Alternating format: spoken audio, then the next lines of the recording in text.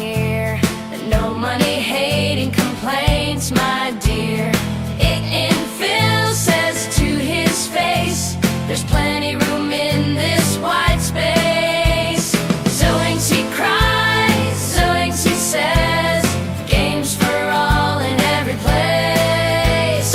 Zoinks he cries, Zoinks he says, no more griping, no disgrace.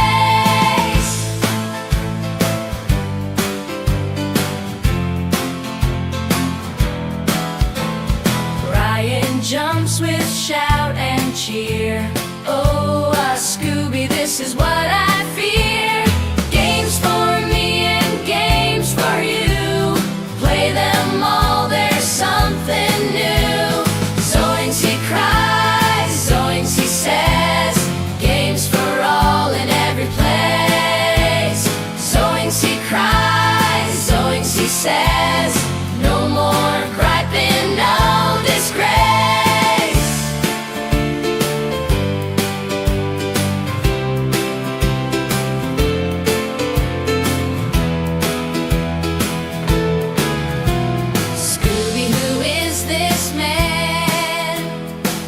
Phil, I understand. I think we need a snack. Let's bring that booty back. I'm taking off his mask. Old man Satchel at last, stuttering with a grin. Shaggy, you did win. Great work, Shaggy. Zoinks we say happily. Booty, booty, do. Mystery solved with you. Running through the night. Great work, Shaggy. Zoinks we say happily. Booty, booty, do. Mystery solved with you. Sarah View.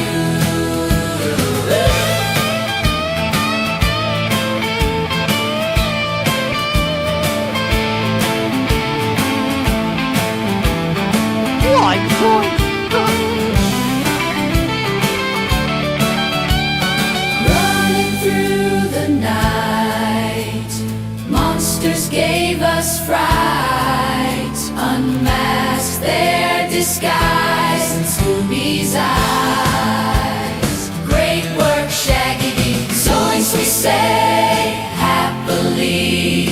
Booty, booty, do. Mystery solved with you. Running through the night work, Shaggy. Zoinks we say happily. Booty, booty, do.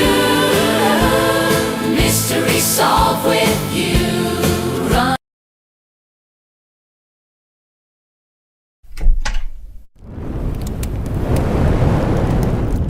Whispers in the air, a new console is here.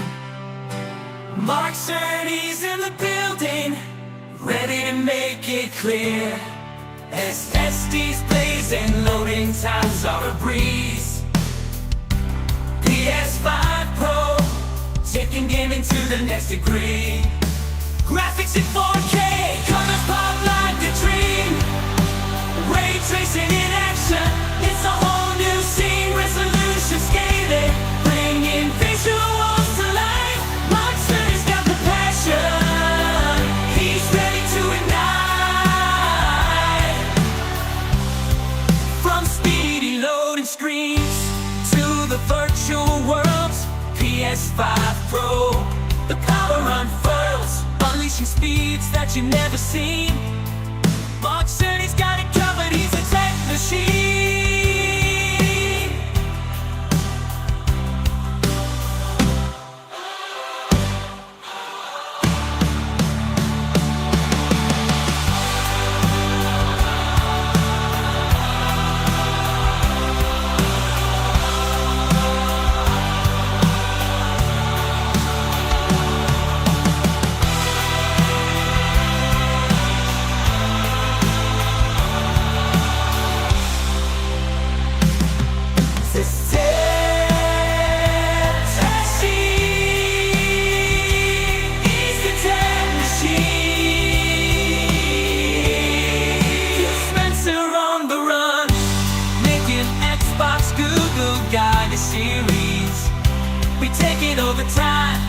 comes Mark Cerny with his tech game strong.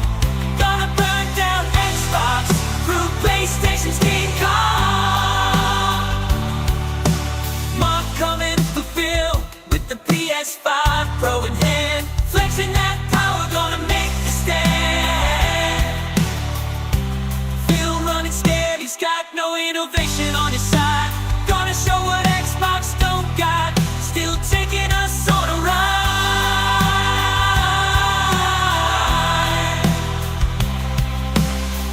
Graphics in 4K, colors pop like a dream, ray tracing in action, it's a whole new scene. Resolution scaling, bringing visuals to life.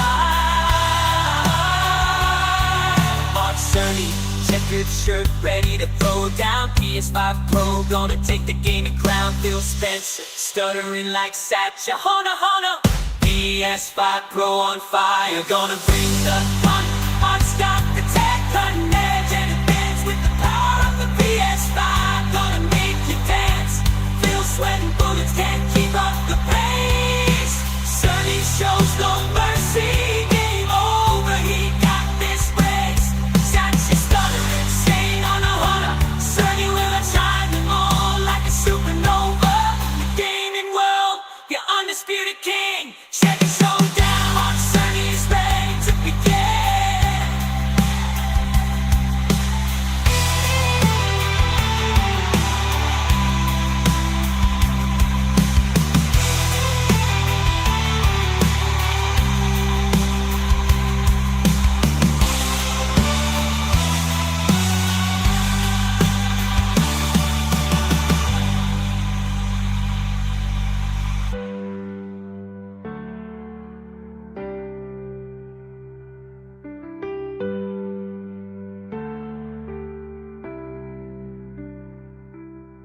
Mark Cerny is ready to begin.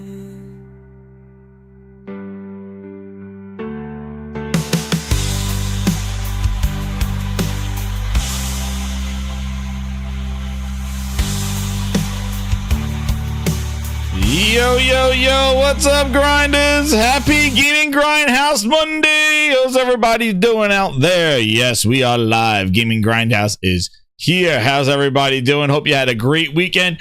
Hope it was a it was a SummerSlam, baby, over the weekend. Wild times, man. Watching some wrestling over the weekend. That was some busy stuff, man. It was awesome over here, man. It was crazy. Both nights were awesome over at SummerSlam. Watch some wrestling over the weekend. How's everybody doing? Body slam. What's up? Shout out to Turan, Mr. Tennis, 16-bit K, Neil, Mod, Outside Gaming Night. He says PS6 is gonna have 2 PS5s in it. Oh man, what's up, Aaron Brown? The good Aaron. We got the good Aaron here. We'll wait for the wrong Aaron. He'll come in later. Leech, what's up? How you doing? Christopher Duran in the house. He goes, oh, Lady Gamer, feel better? Neil, how you doing? Mr. Tennis, PC Guys Miami, shout out to him, man. He gave a bunch of questions to the Gaming Grindhouse, which I'll talk about soon. Sonic is here. We got Sonic. I'm hyped for that Sonic Racing. I'll tell you that right now, Sonic. PS6 he's talking about. Lucci's in the house. How you doing, man? Shout out to you. Yeah, we got a full slate. Full slate, yo. What's up, 16-bit Kev? Yeah, we got a full slate, man. We got a full slate. And it's going to be kind of just stuff. Oh, damn. BV says SummerSlam was weak. Oh, man. What's up, Mass Produce? First night was good. I like the first night. I cash in. It was good. But anyway. So, as you can see, topics tonight. Believe it or not, grinders. Believe it or not. Listen, I know everybody's reminding me about the Battlefield. I got Battlefield right here. Battlefield 6 cooking, man. I'm downloading the beta. I'm not gonna get it for Thursday unless I got a code. But I didn't watch anybody. I didn't get any code. So I'll get it over the weekend. I'm gonna play it, man. Hopefully I can stream it. I would like to stream it. Yo, what's up, Steady Flow? But definitely playing it, man. I'm hyped, man. We'll talk about Battlefield 6, but I'm telling you right now, that's gonna be my go-to shooter, and Call of Duty is gonna have to watch out, man. It's going to be tough. We'll talk about that. But as you can see here with the grinders, I can't wait, man. I love what I saw. It's awesome. And yeah, I did my reaction. So if you missed it, my Battlefield 6 reaction, I did that on Thursday when they showed the show. There, I watched it live with the grinders. So watch that video. I also did a gaming grind early last week, talking about just the stuff going down. So that's like kind of a podcast too. So not only do I just stream the game, but I kind of talk about the topics, you know, talk to the grinders and everything like that. So if you want like another podcast that I do, the gaming grinds are that. It's not just streaming a game, no talking, and just playing a game and walkthroughs and stuff. No, we have fun things, come up with storylines, play some multiplayer with the grinders. So yeah, it is really a very cool interactive thing that I just, you know, it's not for members only, it's for everybody. So everybody can come in there. So the gaming grinds, it's a way for me to podcast, but also game with everybody and also play some games myself. So I'm not stuck at the computer all day. But I love doing this. But definitely the Game and Grinds are that too. So if you're looking for that other podcast that I do, it'll be the Game and Grind in addition to my Grinds Bites, and which are kind of like the ad hoc ones during the week. Traditionally do them on Fridays, maybe earlier depending on the week. And then this is solid every excuse me, every Monday night, 8 o'clock. Gaming Grindhouse opens up, lists the topics on the grind board, and we roll them out. Guests show up. Sometimes we got guests. Actually, by the way, I should probably go into here just in case. Sometimes I get people like, oh, I was in the waiting room, and I'm on the grind. But we'll double check. I'll keep it over there just in case. But yeah, so guests come in, we do that. But something new. Grind, I want to do something new. Shout out to Liquid Data, member of 26 months. Speaking of members, I sent you a request on PlayStation Plus, Liquid Data. I got you. I'll get it up. Hold on. Liquid Data sent me a request on PlayStation Plus. Hit that like button, grinders. Share it out. Let them know live as I accept Liquid Data's PS Plus invite. Hold on. Let me get it. Do it now before I forget. Do it live. Do it live. Where is it? There it is. I got you. There you go, Liquid Data. VIP member of 26 months. Got you. You're on my friends list. Got you. On the PlayStation list, accepted it. So I didn't forget. There we go. So now Liquid Data could be on the gaming grind, and we'll be playing some. I want to do some Helldivers. I thought a great title would be let's play Helldivers 2 before it goes to Xbox. So let me know. We want to do that gaming grind next. Let me know. But speaking about letting me know, I'm thinking about something new. A new segment or a show from the Gaming Grindhouse. A new one. You get your wait, listen, grinders. I'm only a one-stop shop. I'm only a one person here, and I run the whole grind. I run the whole show here. You get your music. You get stream and gaming grinding. You get recap and reaction videos. We get the Grindhouse show. You're gonna get the you get the game the what is the Grinds Bite, which is the ad hoc kind of like in the middle of the week show. And now I want to do something new, something cool. So I started doing it just with the VIPs and doing a VIP show of doing Ask the Gaming Grindhouse stuff. So what I wanted to do is bring that to everyone, but still keep the VIPs and thanking them for all the ultimate grinders and the VIP grinders, keeping them interacting, making this show what they want it to be. So what I'm going to do is put out, and I already started it, put out some questions to the members of the channel, asking them what questions do they want to see asked, like kind of what questions do you want? And I'll sprinkle some of them in today, but if I get enough of them, I will do like a show of Ask the Gaming Grindhouse. What's up, El Nini? And it'll just be like, yo, these are the questions that came in from the grinders, the VIPs, the ultimate grinders. So as you get a membership, if you up the membership, you'll have access to that question post, and you could put questions in there, and I'll pick a few of them. We'll see what they are, and we'll kind of go through them. So it's something I want to do just to kind of as another thank you to all the members of the channel. We're growing strong. We keep growing. We don't have the Phil Spencer problem over here. So continue doing that. So that's what I wanted to do. And I'll include it as a segment. I could add it if you know what, if topics are quiet for the week, we could still kind of sprinkle them in here. And also if we get enough of them, we'll do it. So I put a post up. I'll put it once a week asking questions you want, and we'll cover them as topics. So there you go. New perk for the VIPs and the ultimate grinders out there for the membership. So if you get a membership tonight or you upgrade to you want to be a member, you get access to music and you get access to some special member streams where I show some cool tech that I have. And then also you'll get now access to asking questions. So hopefully everybody likes that. We'll see how it goes. I got a few questions tonight, so we're ready to cook. So we are ready to go. So let's start. Let's start with there'll be sad songs to make you cry. We're gonna start on a low note. And you know, when there's a low note, you know there's gotta be X in the name or something like that. When we got to start on a low note, because today is a very special day to your grinder. A very special day. But you know, somebody on the green side ruined my day. All right.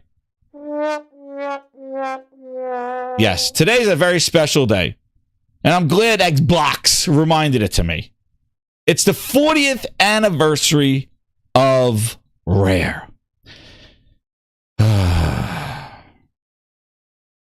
So Xbox went huge. They went huge to celebrate Rare. Yes, grinders, they did hit that like button. They went big. They went hard. They went box. Pause. They went hard. They didn't know what to do first. So they decided to give everybody huge rewards and recognize Rare. One of these rewards, grinders, believe it or not, is something that you knew it was going to happen. You knew it was going to happen. An incredible award. Only 40 years in the making. They gave you a hat in Sea of Thieves. Yes, grinders. This is not a joke. Please don't go laughing. They have finally gave everybody a hat in Sea of Thieves. Yes. What else they do? That's all they do now. Sea of Thieves updates. That's the only way they could celebrate it. No remaster or Rare replay, adding games or doing something with their no. They gave you a hat. A friggin' pirate hat. I'm here to tell you right now, we don't care.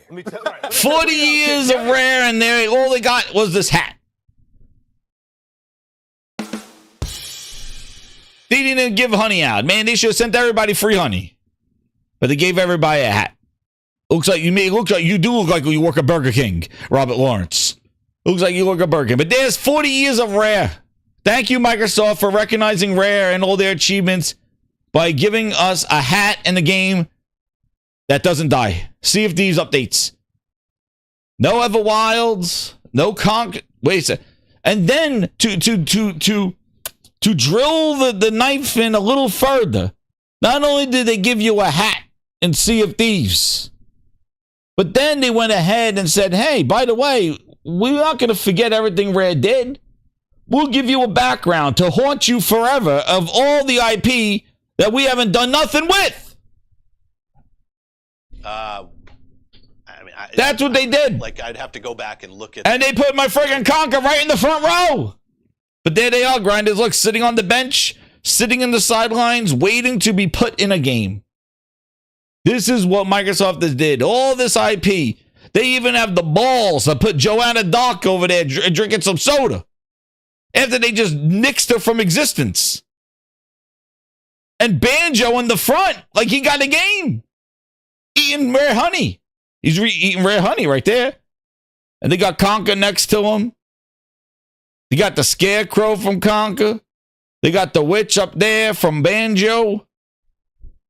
They got friggin' Viva Pinata in the upper right-hand corner.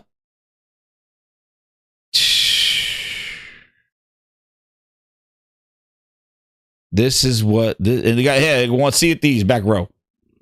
This is, look at all this Rare IP. And they did nothing, not a zilch with acquiring Rare. 40 years. And there it is. After just canceling Perfect Dark Joanna is gone. She's nowhere. They're not making her make another game. Nobody's picking up the Perfect Dark strings. And this is how they celebrated it, with a background for your console where you could see the mistakes. It's like a IP of mistakes. This is what they did with Rare. Conker too. Kiri with the member 16 months. He goes, Joanna Dark should be there. She got laid off. Yeah, exactly. There's the layoff chair. It's all sitting on the bench, waiting to get pulled into a game. Congratulations, Rare. They shut down Everwild. I don't see Everwild up there. It never was. Everwild could have been up there, but Xbox made sure that Everwild was. For 6 years, I taught you how to go for the W. You could have been one of the greats. And now look at yourself. You're not even a has-been. You're a never was. Never was, man. And they told Rare, they gutted Rare. And they told Rare, you make Sea of Thieves updates. Thank you. And all this IP sits there. Is Killer Instinct up there? Do I see Killer Instinct? Yeah, there's Raptor right above Banjo. That's Raptor from Killer Instinct. Even that, Killer Instinct, Viva Pinata, like Grinders, like think about a Viva Pinata game in this world of Microsoft wanting to be everywhere. How incredible. You had Animal Crossing take over the world. Viva Pinata is one of those games that would transition across all devices. Viva Pinata would be one of those games that would live on you could cross-play it anywhere. You could even put that on a phone and put that on a TV, play with a remote control. Like Viva Pinata was one of those games. Dude, that game was fun, man. When you could just not kill those things and they break up, it was like, yo, Viva Pinata was wild. It was addicting. Setting up that thing, trying to get the pinatas to come together, make the eggs, but then when you're done with pinata, he's sick. You just kill him and you break him open, and then the kids yell, yay, and he dies, and the candy comes out of him, and everybody eats the candy. All the animals feed on him. It's wild. It's dark. It's Viva Pinata. Yet again, forgotten. Forgotten. In an age of all these platformers, we've seen Astrobot do incredible. We've seen Astrobot, these platforms. You see Donkey Kong, you see Mario. What about a nice, mature platformer with some funny things where you can make parodies of the movies? Do some crazy things like Conker. And make fun of the movies and parodies and have some funny-ass multiplayer. When I see squirrels to this day, I still go, stay by you. Everything we used to do, snipe those squirrel heads. Man, it was crazy. But no. Nope, they said no to you. Banjo, people were crying, ripping off their shirts and unzipping their pants. Pause. When Banjo was in Smash Brothers. I'd have to go back and look at But will we make a Banjo game? No. With all these 2D fighting games with Double Dragon, and we're seeing Ninja Turtles, and now we'll see the Marvel game. Grinders, don't you think it would have been a beautiful time to bring back Battletoads? Like all this missed opportunity passing by as Phil Spencer tries to figure out how he could get little Timmy to play on an LG TV. Teddies, that's right, Josh. Teddies. Squirrels, stay by you. Yo, man.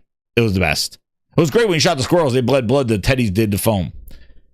But with all these games, you see Marvel doing the side scroll, and you see all these Ninja Turtles coming back with these kind of arcade style beat 'em ups.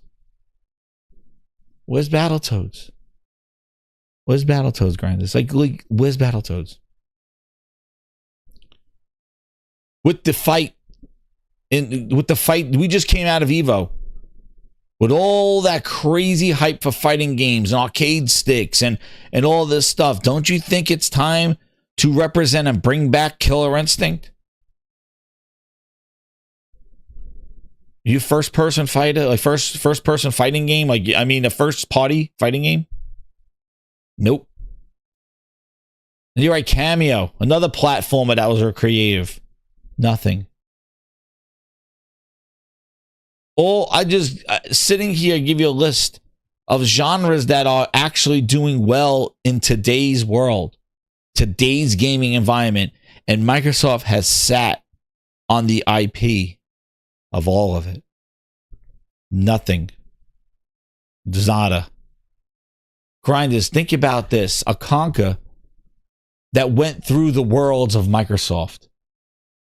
A crossover. You have Conker. You could have crossed over into Halo, into Gears, into Doom, into all these other IPs that you own, into Forza. You could have had a Conker goes through the Xbox IP. Huh. A parody on itself. You don't even need to pay licensing. You could have made a parody with cool mechanics, cool things, crazy multiplayer, Conker kart racing in Forza Horizon world. Like, come on. And that is just with, Microsoft's Bare Fur Day. Exactly outside gaming night. Just think about the opportunities there. And that is only with the rare IP that they got sitting there doing nothing with. And what's crazy is before they have Rare just doing CFDs updates, Rare was ignored in the 360 generation to just make avatars. When avatars were trying to copy me, so the character outfits and all the avatars that would show up on your Xbox Live. That's what Rare was resorted to. And they didn't work on there. And still they came out with Killer Instinct, which even that was just partnership with them. And then Battletoads was made by Dahlia Studios, not even by Rare. And Conker was resorted to HoloLens and to updates in Project and from Project Dakota's game. What is that? I forgot their building game. What was it? Not Spire. What the hell was it called? I know the studio that made it, Project Dakota, and then they put Conker in there and make your own levels. That was that. Somebody in the chat will tell me what that is. I forgot. But that's where they resorted this IP to. And then they put Banjo and Battletoads. Project Spark. Thank you, Kiri. Thank you, Josh. Yep, Project Spark. Team Dakota, who got laid off back with the Lionhead Studios. And that was Conker in there. That was like the last time you made your own platformers with them. And then I saw they put them in the HoloLens. That was it. That's what they did with their IP. Craziness. They made other people use it. Well, happy 40th anniversary, Rare. Make the honey. And hopefully Sea of Thieves keeps you around, because that's all Microsoft says you're worth is the Sea of Thieves.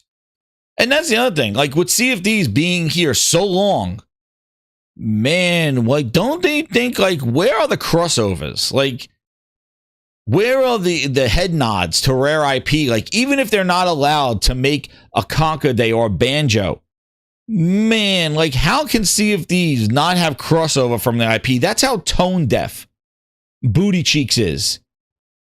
Like they do not go like, hey, you could celebrate the IP at 40 years to make a goddamn AI background.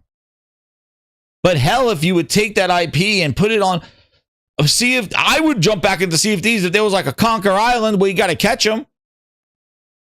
Like, come on, no crossovers with any of their IP. But anyway, now they can't just ruin Rare IP; they could ruin ZeniMax IP and Activision IP. So, welcome to hell, all you IP, because Microsoft is a hoarder, a hoarder. Like ZOINKS. And they will do anything with your IP because they suck again. Xbox can't compete as they are getting washed in console, crushed in cloud, and now smashed with PC handhelds. Oh no, they suck again. Hit that like button, grind as we're getting cooking. They suck again.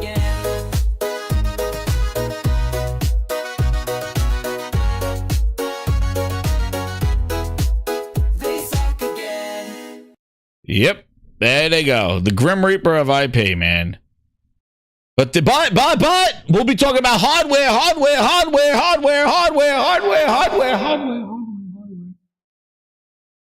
Right? Let's talk more about Xbox hardware and what they're going to do and where to play and play the games you want. Like I always said, the problem with Xbox is they don't make the games we want. The games you want. Well, there's your problem. You're sitting on all of them without doing anything with that IP. You own it. Do something with it. Nope, they won't. They won't. And then now, rumor has it. Hit that like button, grinders. Hey, imagine if Rare stayed with Nintendo, man. And one more thing before we leave the Rare thing. Even Cobril himself, Xbox fan extraordinaire, who has Conquer in his profile picture, says it's so ironic to me with art like this. Everyone knows Xbox, Rare itself, you, me, basically just everyone, that Rare has an incredible treasure trove of IP and characters.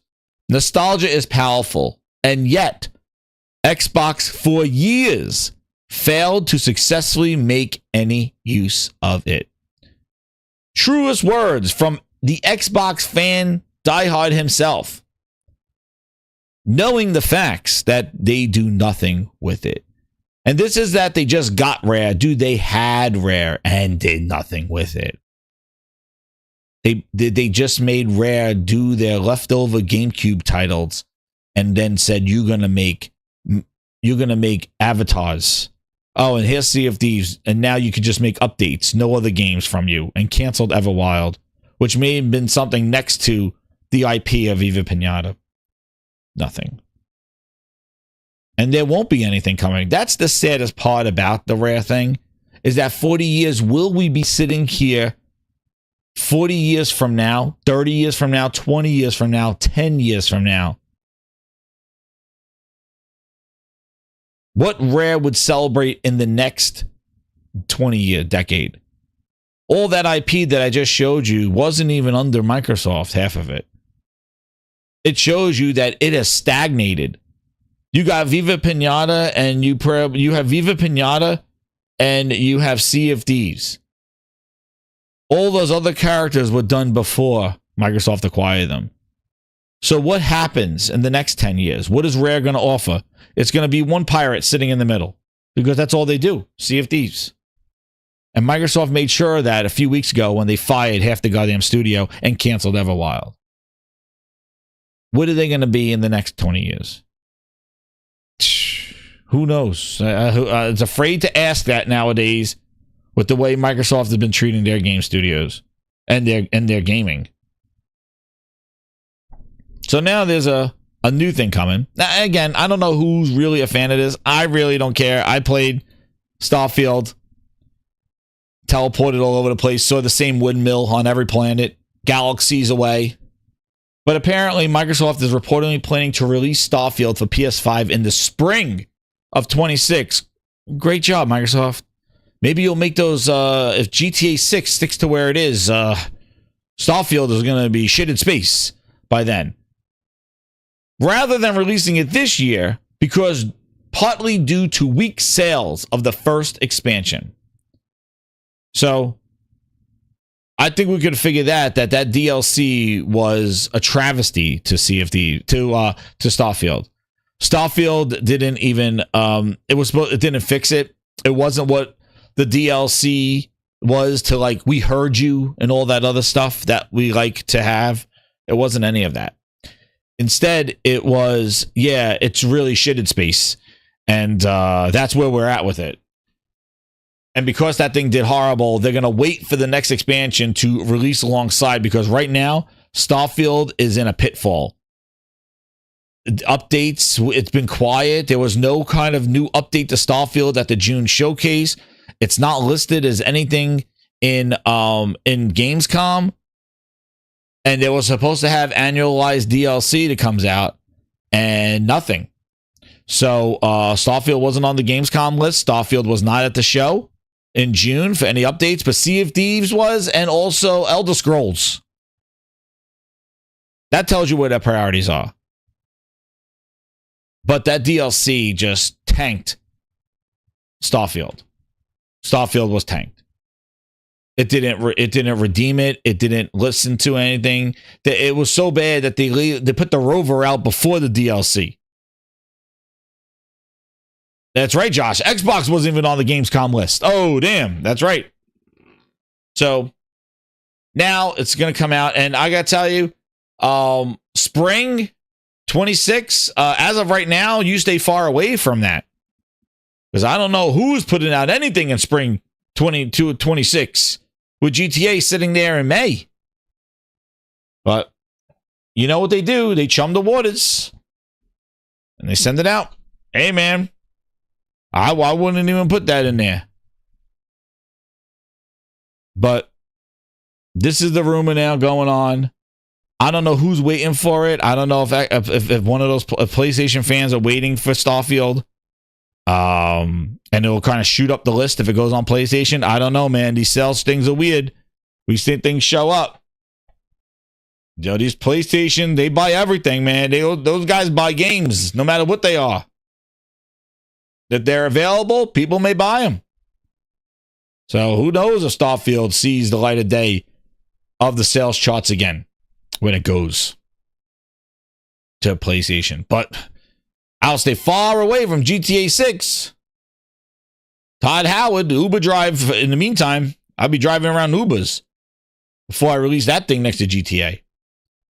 So that's your latest Starfield stuff. I know we're starting with a couple of downers here, but this will get everybody pique their interest up here because, you know, everybody loves a good morning cartoon. Saturday morning cartoons. You got your cereal. You're sitting there. Way. That's right.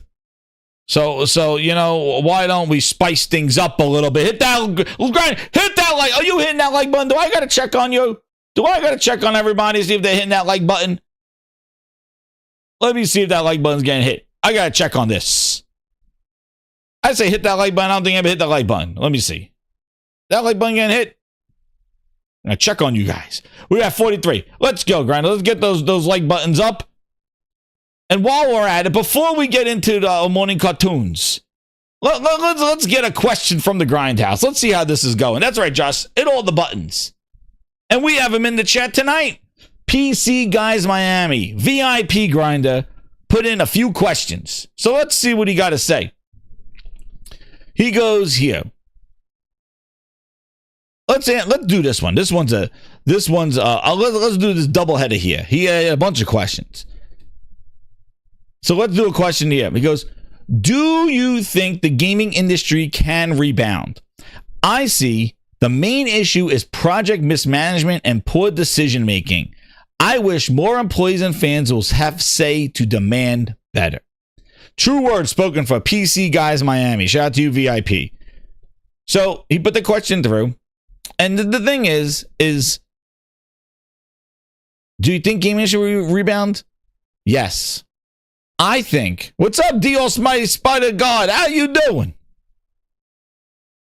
I think it will rebound. First off, I don't think I think the media is more a culprit of the game of the gaming industry flaws and pointing out those things than actually the games that we're playing. I agree that there have been some head scratching things and some studios, even companies, making some weird decisions regarding the gaming to try to take some risks. But I don't think that gaming is in a rut because I've been playing some great games. I know a lot of people have. The problem is that the great games, the noise and the stuff to kind of bring like the problems of the studios, the delays of games that we didn't even know were being made, you know, is kind of transparent. That's the problem. I think that we find out so much about how the sausage is made. Like, it's delayed. It's like, dude, never was. We didn't even know what it was. It's canceled. Canceled. What was it? I don't know, but it was something they were doing. It was canceled. Spread the news. And, you know, it's so I definitely think that, you know, but we can't deny like things that happened to Concord, the studios closing and canceling games, like that definitely is apparent. Like them shutting down studios and studios just not existing, and Tencent buying up a bunch of companies and then kind of like spitting them out, chewing them up and spitting them out.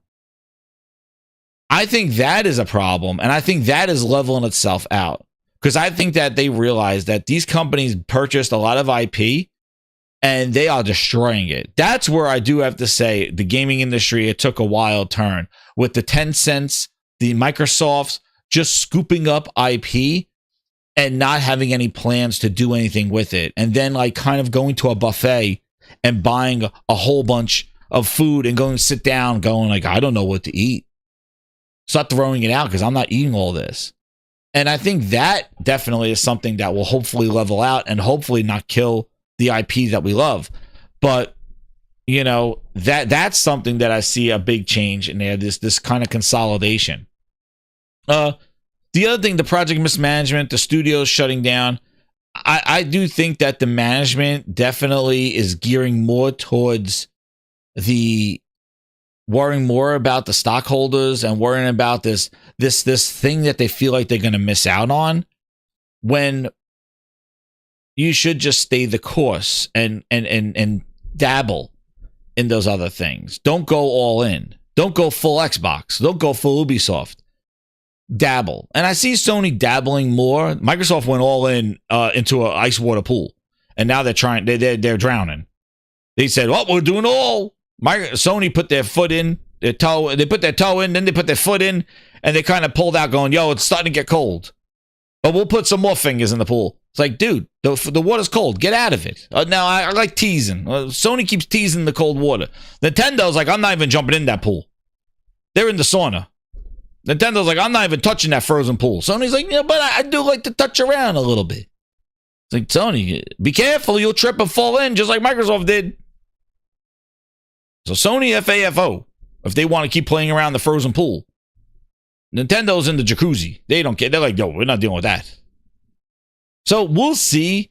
I definitely think it's a pivot for some companies and changing and dabbling and things. But I do think when games like GTA, like you mentioned, GTA 6 come out, I think that is really going to kind of just destroy a lot of just this whole, like, consoles are not, again, you hear consoles are not growing, consoles are not doing well, then you see the Switch 2 numbers. Like, yo, exclusives are not the same anymore. Dude, you see Switch 2 numbers. Oh, but that's Nintendo. Bullshit. Look what Astrobot did. Look what when Sony releases an exclusive game, look at how Death Stranding 2 sold on one platform. It's not like these games are coming out on one platform and nobody's buying them. They're sitting up there in the price list of Call of Duties that's on everything in a toaster. Games that have been out for years, games that came out on everything, and you got Death Stranding sitting up there, you got Mario Kart up there. It's like, yo, that's one platform, one device.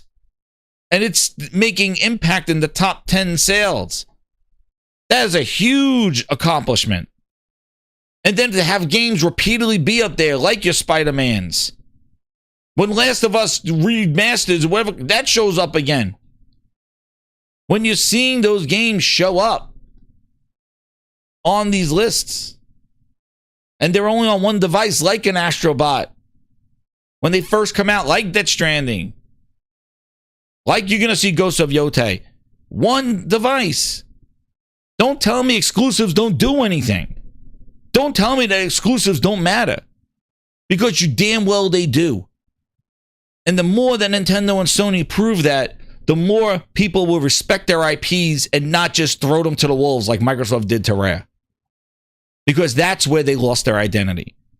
They didn't embrace the IP that they owned and cherished it and appreciated it. They put Master Chief out there with no pants and shoved Cortana in his ass. And also, too, even though Chad says, like, unfortunately, Jazz should have sold more. The thing is, Chad, the fact that it's on that list shows that it matters. because it's on one device. It's not on a billion PCs. It's not on a billion TVs and stuff. It's on one platform, and it's making that top 10.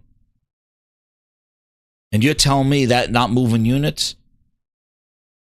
What happened to attachment rates? You know, I think it's hilarious, and nobody even talks about attachment rates anymore. It used to be when somebody picked up a console, how many games did they buy with that console? And I know when retail went away, attachment rates kind of said whatever, because now you could go home and you could just download a bunch. But the thing is, people buy the games, not the hardware. And that's going to be one of the things I'll lead into tonight when we talk about that. But thank you, PC Guys Miami. I know you asked, and he kind of piggybacked that question. It says about the gas, games as a service trend. Will it end? It neutered a lot of studios by putting games out on cancellations. Yeah, I think that's still going to be an experiment. PC Guys Miami. I think that is still going to be an experiment. We've seen them, even games like Marvel Rivals, they come out hot. People hyping it up, and then they do an update, they nerf something, they don't make it fun, or they don't put enough content, or they put the wrong content in there, and people just move on. Yeah, that's the problem. The gas, it really is hard to continue that. That's why you need a lot. You need all different gas. So you got to kind of surround people. It's kind of like that chumming. Because you may get a hit, but you're going to get a bunch of failures. And then that hit it's not going to be a Fortnite, because they'll go back to their Fortnite. But once you make an update or you do something, you tick them off, gone. Fought in the wind. And you see that with these service games. What was the other game that we used to play? Rogue Legend. Was it Rogue Legends? Was it Rogue Legacy? Everybody be playing that game. What happened to it? Rogue Legacy, man. Everybody playing. Woo! Every night, every day. Woo, woo, woo. And then it's gone. That was a service game. They're thoughts in the wind. They're placeholders. That's what they are. And when companies realize that, they're not going to put full effort into them, man. They're going to chew them up, spit them out. They'll have AI build them and see what cooks, what catches. And that's an FAFO. And they'll see it's a risk. But they will make sure that they don't put high risk when they make those games. That's the thing. And then we'll see probably a representation of quality. Because they wouldn't put C team on there, because this game may die in a month. We're not going to develop all our things to it. So we'll see. And everybody's hyped up for the Arc Raiders that comes up. That's a service game, right? And I'm sure that's going to blow up for everybody. It'll be the hottest hit in the month. 2 months, 3 months, maybe until February, January, and then by next summer, who knows? Let me say, you know what? We're shutting it down. They're low risk, potential high reward, Josh. They're low risk, potential high reward, because some of them don't even see the light of day with the services. They last a month. Did a weekend party, and then they get rid of it. It's like, oh, I'll do something. I'll play this gas game over the weekend. But as you said, talking about will it ever end trends, look at Battlefield 6. Look at Battlefield 6. Look at the response that they got with the last Battlefield. No campaign. The multiplayer, trying to be there. Same thing EA learned around EA after AFO. They found out when they did the loot boxes in Battlefront 2. With the random loot boxes. Pay money to open up. You don't know what you're going to get. They learned. They got rid of them. And now they're learning with Battlefield 6. Full campaign. They're putting everything in there. And everybody's hyped up. And it looks awesome. Can't wait to play it. And that's how the market and the gaming, like you mentioned, the trends will level out. Now my thoughts on it. But let me get some other one here. One more question here. Algeheron, sorry if I said your name wrong. He goes, do you think that the PlayStation handheld will be more like a Steam Deck for PlayStation games and services? If you look at the Steam Deck companies have gone and made games playable on the Steam Deck. And I say, yes, it's going to be some of the games of Steam Deck. And we'll talk more about it as the PlayStation is going to be a native device, that PlayStation handheld, and I'm excited for it, looking at whatever these leaks if they turn out to be true, which we'll get into. But thank you for the question, and I'll answer that one as we go into there. But yeah.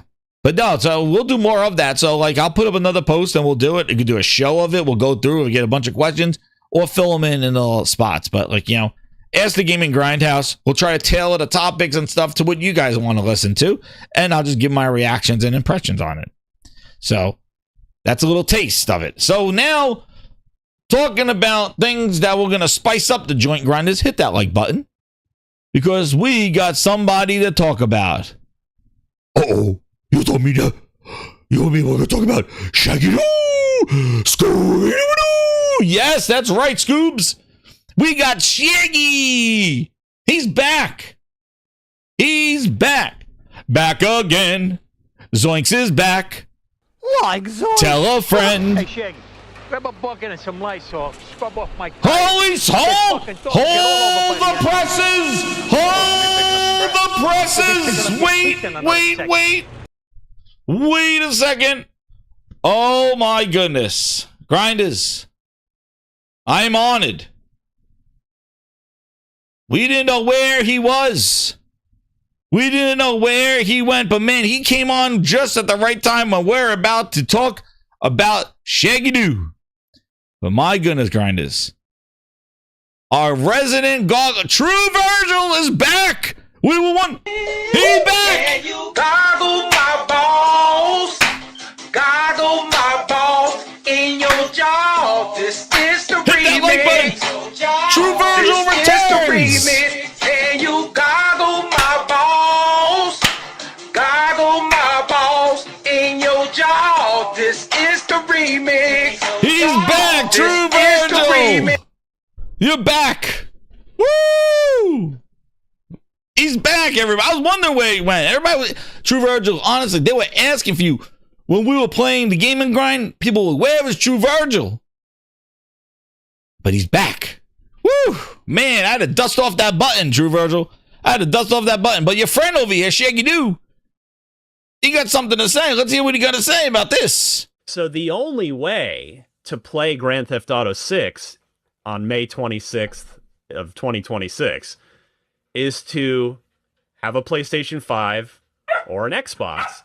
And the prices on all those devices just went way up. So there's a lot of people that are going to finally make that leap next year for GTA 6 that are staring down the barrel of, again, on the Xbox side for now, a minimum of $380 for the base Series S. Yeah. Or if they want that, you know, more premium experience, they're looking at $550 as a minimum on the Series X. And again, we'll see what Sony does.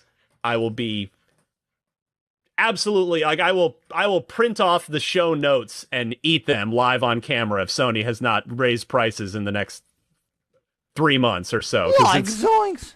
I just can't see how they stay where they are when Microsoft's done this. Hey, Shaggy, grab a bucket and some Lysol. Scrub off my tires. There's fucking dog shit all over by the engines. Oh, man. You'll be picking up your teeth in another second. Oh, man. Shaggy. I like this. May 1st, he's like, I'm going to eat my show notes if Sony's definitely going to do this. Because, you know, that's what they do, right? As soon as Microsoft steps on the rake and falls into the ET hole, Sony's going to do it too. Just wait.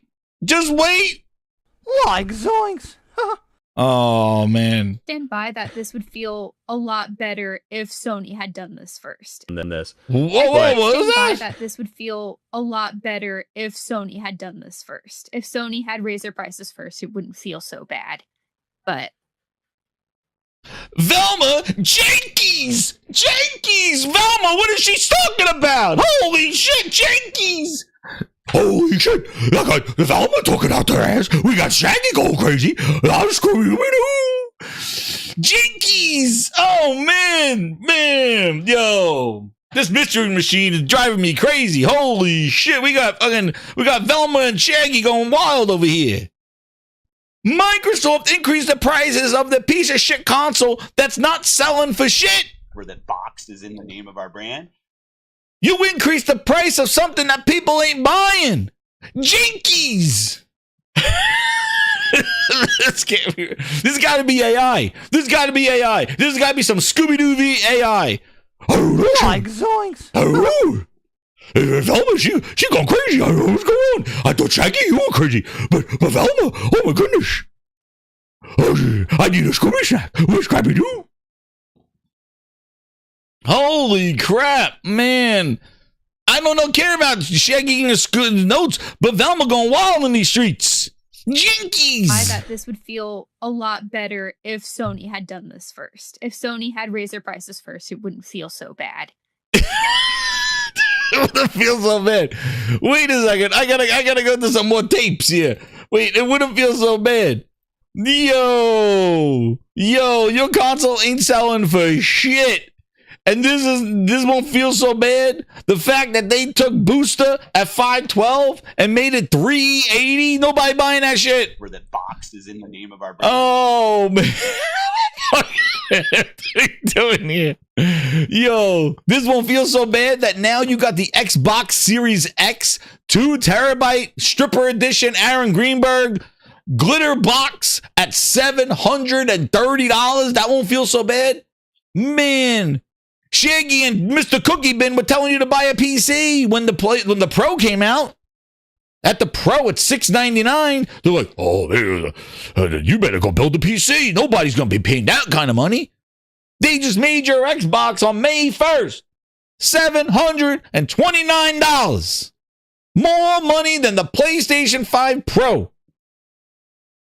This thing was so bad that Shaggy and Dusty Bin stopped making the cookies and they bought PS5 Pros. Goddamn Dusty Bin had a friggin' Pro orgy. He had 2 of them around there. He's like, oh, let's go, ladies. Dusty Bin got 2 Pros. They scared him straight. He like, holy shit. He goes, stop not making the cookies. I gotta go buy Pros. Dude, Microsoft glazed their ass so bad with these prices that not only has he had to eat his show notes, but he went out and bought a PS5 Pro the next day in fear that Microsoft scared the shit out of him. They thought that Sony was going to follow suit so quick that they ran out and bought Pros that day. That day. Insane. Insane. He would forget about eating his show notes. He's $700 in the hole. Man, oh man. He had that he had that, I remember, he had that figure for your PS5 Pro, dude. It did. Yo, Mike's just getting straight. Yo, where is it? I gotta see this. Where is he? Yo. Dude, yo, this is how Microsoft scared him straight. Look at these tweets. Yo, Marvin Gaffney goes, if you want a PS5 Pro for any reason, for any reason, you know, I buy my Xbox because of Phil Spencer and Sarah Bond, and they play with the community, and they got a funny guy named Ass Cheek Booty, you know. If you want to buy a Pro for any reason, dude, he said, like, I just bought one for GTA 6. Dude, GTA 6 coming out in May. He goes, my interpretation of this is that Sony is telling you in business speak that you should act as soon as possible before the price goes up to $800. Dude. Yo, man. Yo, when the Phil Spencer announced that price thing, he jumped up and he had the feet spinning in the air like the cartoon. And he's like almost, he looked like friggin' Fred Flintstone, but he's like, ZOINKS! To go buy it. Dude. Fucking, yo, he traded in everything. Yo, he bought it for GTA 6. All of a sudden, his Xbox Series X, what, it won't play GTA 6? Ryan McCaffrey. It won't play GTA. What happened? Where that box is in the name. All those Xboxes you got, they don't play GTA 6. What, you gotta go buy a Pro? Oh man, Indy's the best Xbox exclusive in years, and specifically in 3 years. Hey, Shaggy, grab a bucket and some Lysol, scrub off my tires. There's fucking dog shit all over by the end. I'm supposed You're to be my picking number up one trash. customer. You'll be picking up your teeth in another second. Dude, he fucking... Yo, that day, man. What was that post? Dude, was that like May 1st? May 14th, dude. He was already in. He's like telling everybody, he's like, go buy one. Go buy a PS5 Pro. Yo, all of a sudden, first off, I thought the Series X was the most powerful console in the world. What happened? Yeah, we're doing that again. Oh, man. The Series X is the most powerful console in the world. It's more powerful than the PS5. But he's like, $700. What happened to building a PC, you clown? Oh, man. He's the best Xbox exclusive in years, and specifically in 3 years. Damn. Man. And then Velma going, Jinkies. I don't know what the hell's going on. Oh, what's going on? It's craziness. Oh, no. But I'm not part of their crew. Get the hell out of here. Scooby Shack, I'll get out of here, right? It's Shaggy and Velma going crazy. Dude. I don't get it, man. Liquidated with the 2. He goes, I love my Pro. It's worth every penny. Exactly, Liquidated. And guess what? It was worth every penny from day one. And I said this when it released. The Pro is going to be the thing that just keeps on giving. People want to write it off so bad just because of the price when it announced, right? And then I was like, this is just the beginning. This is just the beginning. Like every game that comes out, Battlefield, we're talking about Battlefield, and all. Everyone is going to take advantage of the Pro. They will. They will be taking advantage of the Pro. GTA 6 included. All of them. All of them. But they wanted to write it off so quickly because like, oh no, just buy a PC. Anything to deter people away from getting a PlayStation. That was their message. Their message wasn't a reality as a gamer. Their message was not from a gamer perspective. Their message was raw Xbox glazed bullshit. And that's why I really think it's so funny that all of a sudden, oh, I got a freaking rant for you. I don't even know. I didn't even put it in my thing. But you want to know what? I think it's time. I think it's time because it's leading me now. I've been thinking about it. These sons of bitches. First, let me get Stephen Leone's chat. For 17 months, his member renewal. He goes, Shaggy and all those ill sons of bitches over there. Wants so bad for Sony to do what Microsoft is doing. I've never seen the leader follow last place. It's like my 49 is following a Panther.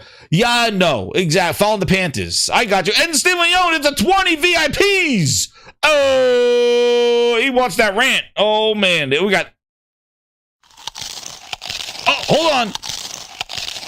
It's Shaggy. It's Shaggy. Eating his show notes.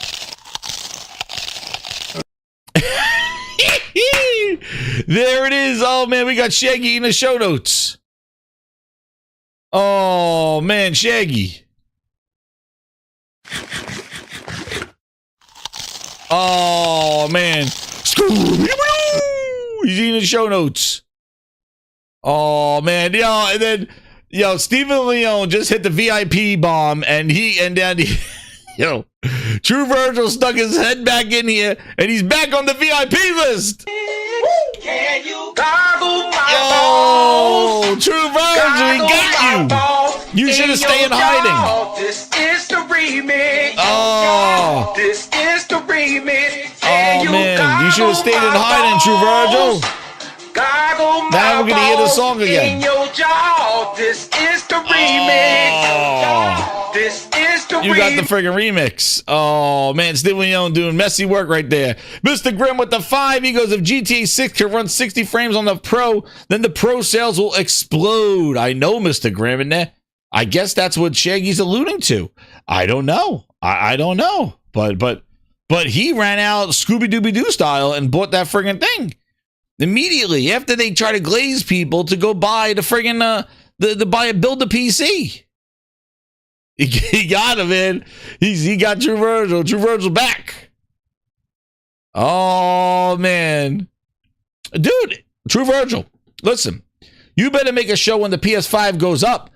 Liz, did you hear your brethren over here, True Virgil?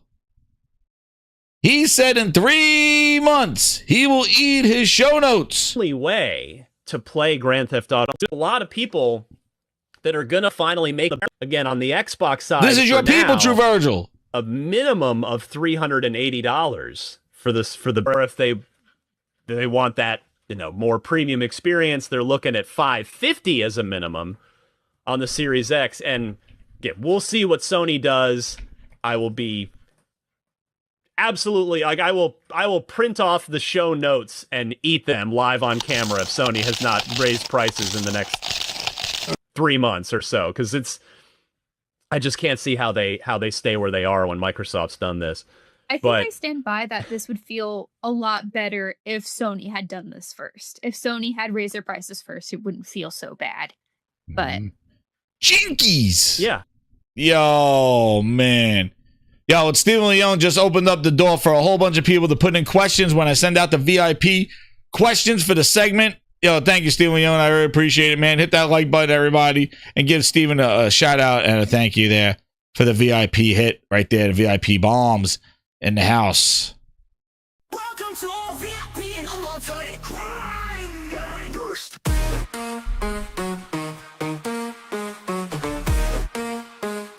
Welcome to all VIP and ultimate grinders. Jinkies! Let's go! Let's go!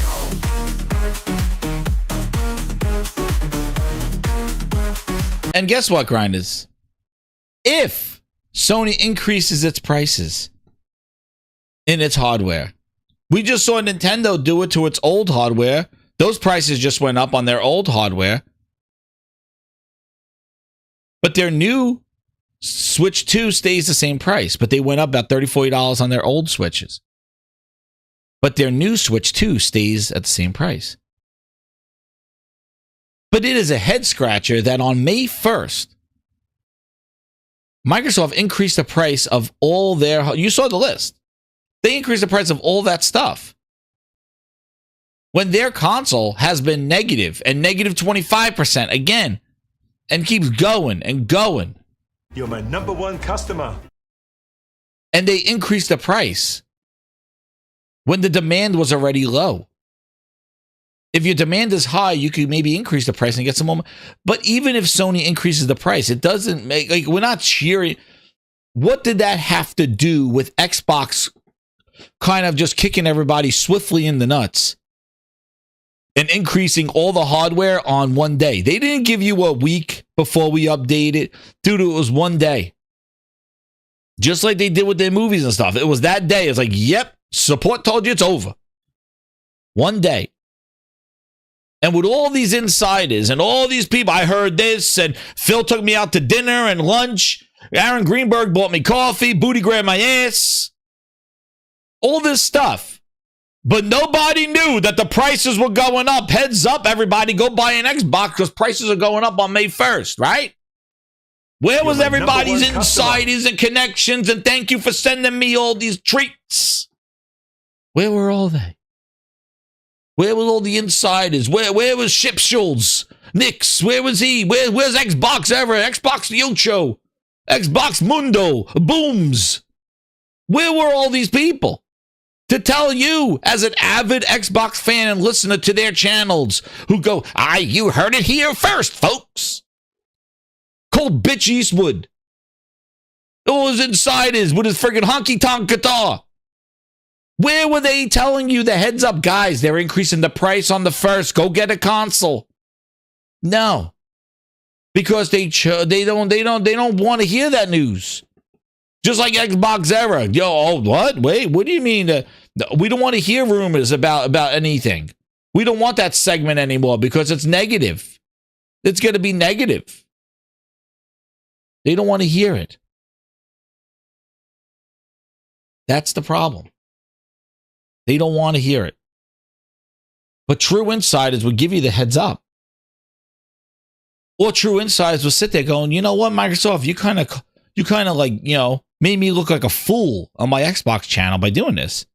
I had told people, I have insiders. They heard it here first. What I've been hearing, I have a couple of sources that told me this. You know, if I had my source didn't tell. You don't look like you're credible now. Your sources, all the stuff that people come to see you for, all the rumors and shit. Nah. They cold dropped that on May 1st.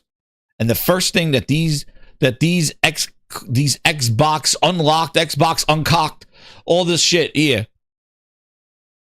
Unleashed. I can't wait for Sony to do it, too. Why? Xbox still is going to be... The demand for the console is still low. And now the price is up there. What does it matter if Sony does it or not? The fact is that look at the perception. Microsoft is increasing the price of a console that's not in demand. What is that going to do? That's how you should view it as an Xbox fan, going, what does this mean for the brand? What does this mean for the future of my library? What does this mean for the future support of Xbox? Not, oh, wait till Sony does it too. And now we're here 3 months later and Sony didn't do it. Will they do it? Who knows? But the whole, like, wait till Sony does it, and just like with Jinkies. She said, like, Jinkies. It would have been so much easier if Sony just did it. Why? Xbox is still in the hole. It doesn't increase demand for their console. If anything, they should be looking to lower the price to get more demand for their product. And the fact that they're raising the price without a reason, too. People will, oh, it's the tariffs, it's all this stuff. Dude, nobody else did it. Why are they increasing the price? They should have been the last one to increase price. Just like everybody was fighting for $70 games, saying Sony did it. And then when Microsoft did it, all of a sudden everybody stopped talking about it. And Microsoft led with $70 games, not with all incredible games that Sony led with $70 games. Microsoft led $70 games with Redfall. It's the quality and content that we have to come to realize. It's $70 games will be the future after we just glazed your ass for the whole year of $60 games. Yeah. And they led with Redfall. Nobody questioned, hey, Microsoft, $70 for this piece of shit. Nah, nobody said anything. They just stopped talking about the $70 games. And then when Microsoft increased their price to $80 with Outer Worlds 2, oh, they're copying Nintendo. Nintendo did it. Did it make it better? Did it make it better for you? Oh, the Mario Kart is at $80, so therefore Sony's going to do it too. Sony's going to do it too. Same thing with $80 games. And when Sony didn't do it, Nintendo didn't drop their price of $80. They said, bitch, no, Mario Kart is $80. That's right, bitch. It's quality. But Microsoft had a second guess and they go, oh, shit, nobody buying our trash. Let's take it down now. No, we can't even charge $80 for Outer Worlds 2. Let's do Outer Worlds at $70. We heard you. Over a month and a half later, we heard you. 2 months, we heard. No, you heard the price. Nobody buying that shit. That's what happened. You didn't hear anything. Nobody buying that trash. But you went out there thinking you get $80. So there you go, Miranda, Jinkies, whatever the hell you want to call yourself. Did it make it easier that Microsoft went to $80 for Outer Worlds 2 when at the same time Nintendo was doing it? Did it make it easier? Did it make it acceptable? No, it didn't. Microsoft realized that they don't belong at $80 with their trash ass stuff. And they pull back. So it didn't make it easier. That's why you always worry about what PlayStation does.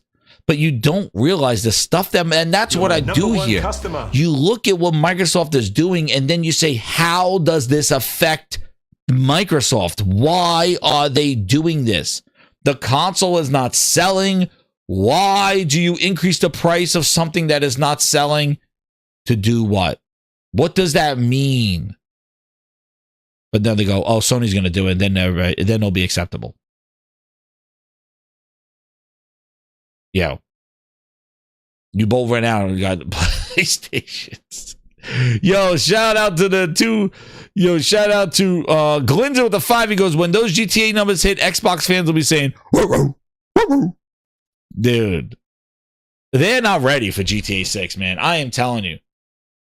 They are not ready for the I'm telling you, GTA 6 will be what GTA 3 was for PlayStation. How it was like, gotta get a PlayStation to play this game. It is almost going to be like an exclusive because Xbox is going to be so far removed. And if they're out there talking about their next hardware, which we'll talk about, and it is not something that's even going to play GTA 6, it is some PC Xbox tramp stamp. Yo, it is an exclusive then because everybody, please, it is a friggin' exclusive then. Shout out to Ron M with the 5 VIPs in the house. Shout out to Ron and Michael Meridian with 5 VIPs. Hit them up. Thank you, Michael Meridian. Get them all. Cooking. What the VIP trade? Choo choo, baby. There they are. Liquidated with the 2. He goes, Sony still hasn't raised prices. No, they haven't. Ghost of Yote, dude, is still friggin' $70. Death Stranding 2 was $70. And Microsoft out there with the balls to charge for the other one. Like, it's ridiculous. But Nintendo didn't adjust the price in Mario Kart. Like, no, that's what it is. And it makes you think, like, why would Microsoft even do Outer Worlds 2 at $80 and then pull it back to $70 and refund people? Sounds like they don't believe in their game, right? It makes you think, why would they even think that they could get away with charging $80 for Outer Worlds 2, right? It makes you think, right? All that stuff. Like, why would you, what was it? Was it a gamble? Were you trying to finesse the finesse everybody? Like, what were you trying to do? What was the purpose? If you quickly in a month when pre-orders don't do it, you pull it down to 70. So I guess you really never thought the value of Outer Worlds was $80. Right? Nintendo didn't say, oh, well, you know what, Mario Kart, that was just a ruse. No. You were just trying to glaze your audience. You were trying to get away with one. And they didn't. Because nobody was buying it. So, that's the whole thing. But, you know, the little side rant that I want to just kind of, you know, get into here is this console war shit. Listen,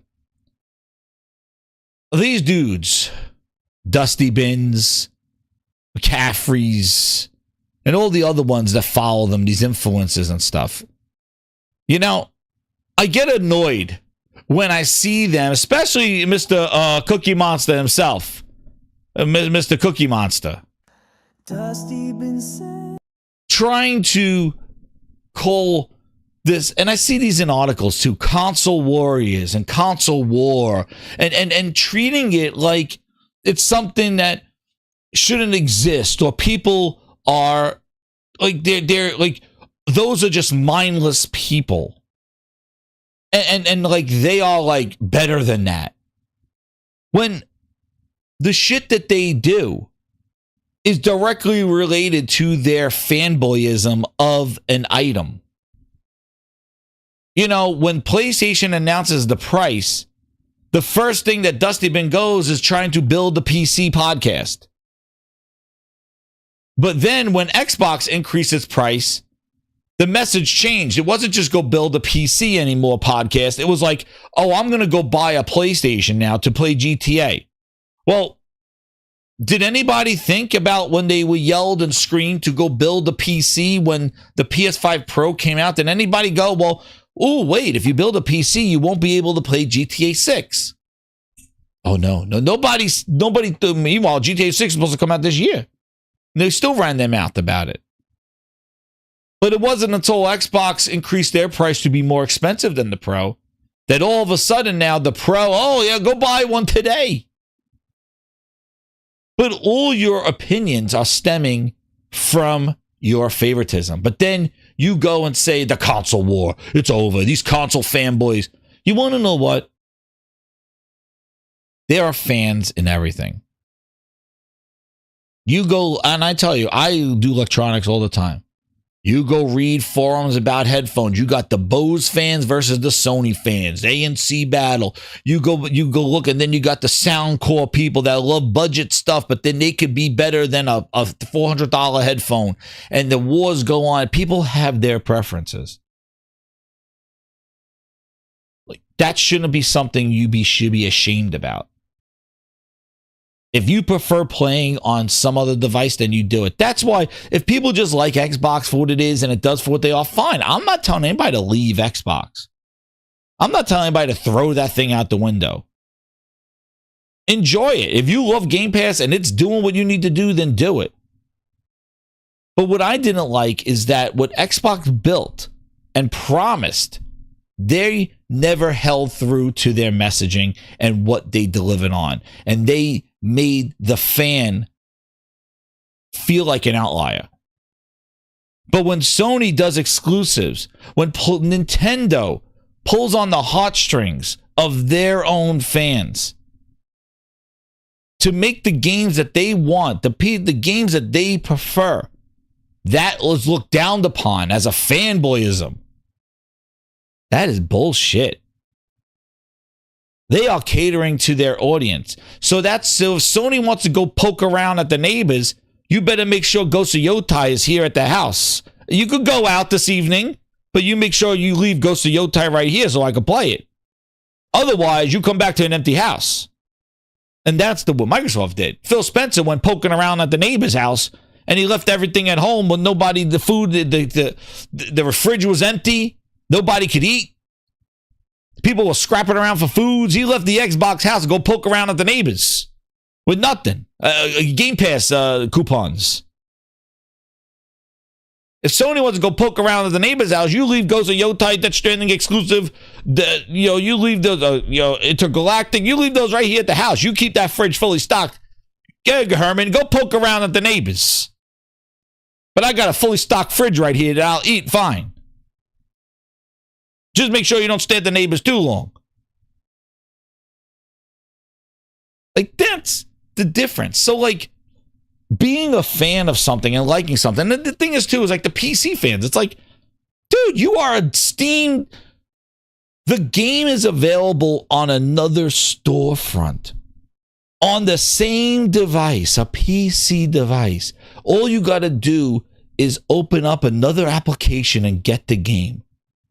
There are people that will not even do that and wait to play it on the same machine with the same specs just because they want it available in Steam.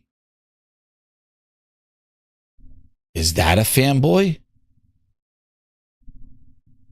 Is that somebody who has their preference? Is it wrong? No. But that person should not be saying, those plastic warriors. You are an application warrior. You will not play it. It's same specs, the same hardware, but because it's somewhere else. But people can't have a preference of hardware plastic console. But you're allowed to prefer a storefront on the same hardware and wait for a game to be available. Now, listen, I know Steam definitely is the place to buy it because the Epic Store does have, it's not good. But that doesn't give somebody the way to do. I play on PC. These console peasants. What GPU? Oh, I'm going to upgrade my GPU. Hey, please. The thing is that people have preferences. And that's why it's to make fun of people for their preferences. It's not that. It's the corporations that make the mess up things for us. It's the corporations. It's these influencers that get paid on the back end to tell you a message to glaze the shit out of you. Meanwhile, they're getting fed all free shit, free beta codes, free this, flown out, doing all this shit. And then manipulating their audience to make it think that I'm one of you. Oh, yeah. I'm just like you. Like, come here. Like, I'm just you. No, you're not. You're a paid influencer. Your job is to influence and manipulate, and that's what you do. So you have no goddamn right to talk about fans and what people do and what people should do and get all insulted and block people when they call you out and talk about your hypocrisies and all this other stuff. Because you just got caught in the act of manipulation, of getting paid influencer. That's what happened. And you're still going to get your free copies. And those are the people that you got to call out, because those are the fake people. Those are the fake fans. Those are the fake ones. But to go on regular fans, man, I just say, like, there are crazy people on all the ends. There are eccentrics on everything. Dude, just watch it there. Wrestling fans and people going crazy.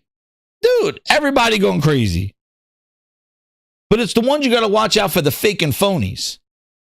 Those are the ones that you can't take seriously and make a song about them. Hey, Aaron, where are you? Oh, shit. Where is Aaron right now? Oh, there he is.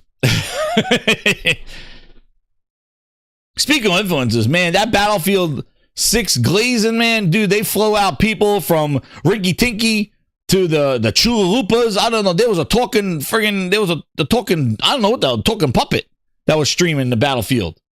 It'd be wild out there, man. They know how to glaze the shit out of them. But when I saw in Battlefield 6, it's friggin' awesome. I'm telling you, man. I really enjoyed Battlefield 6. From what I saw, I'm excited for the beta. And all I'm saying is that this holiday is going to be wild with first-person shooters, man. And I think Battlefield 6 is going to be really, really up there with it.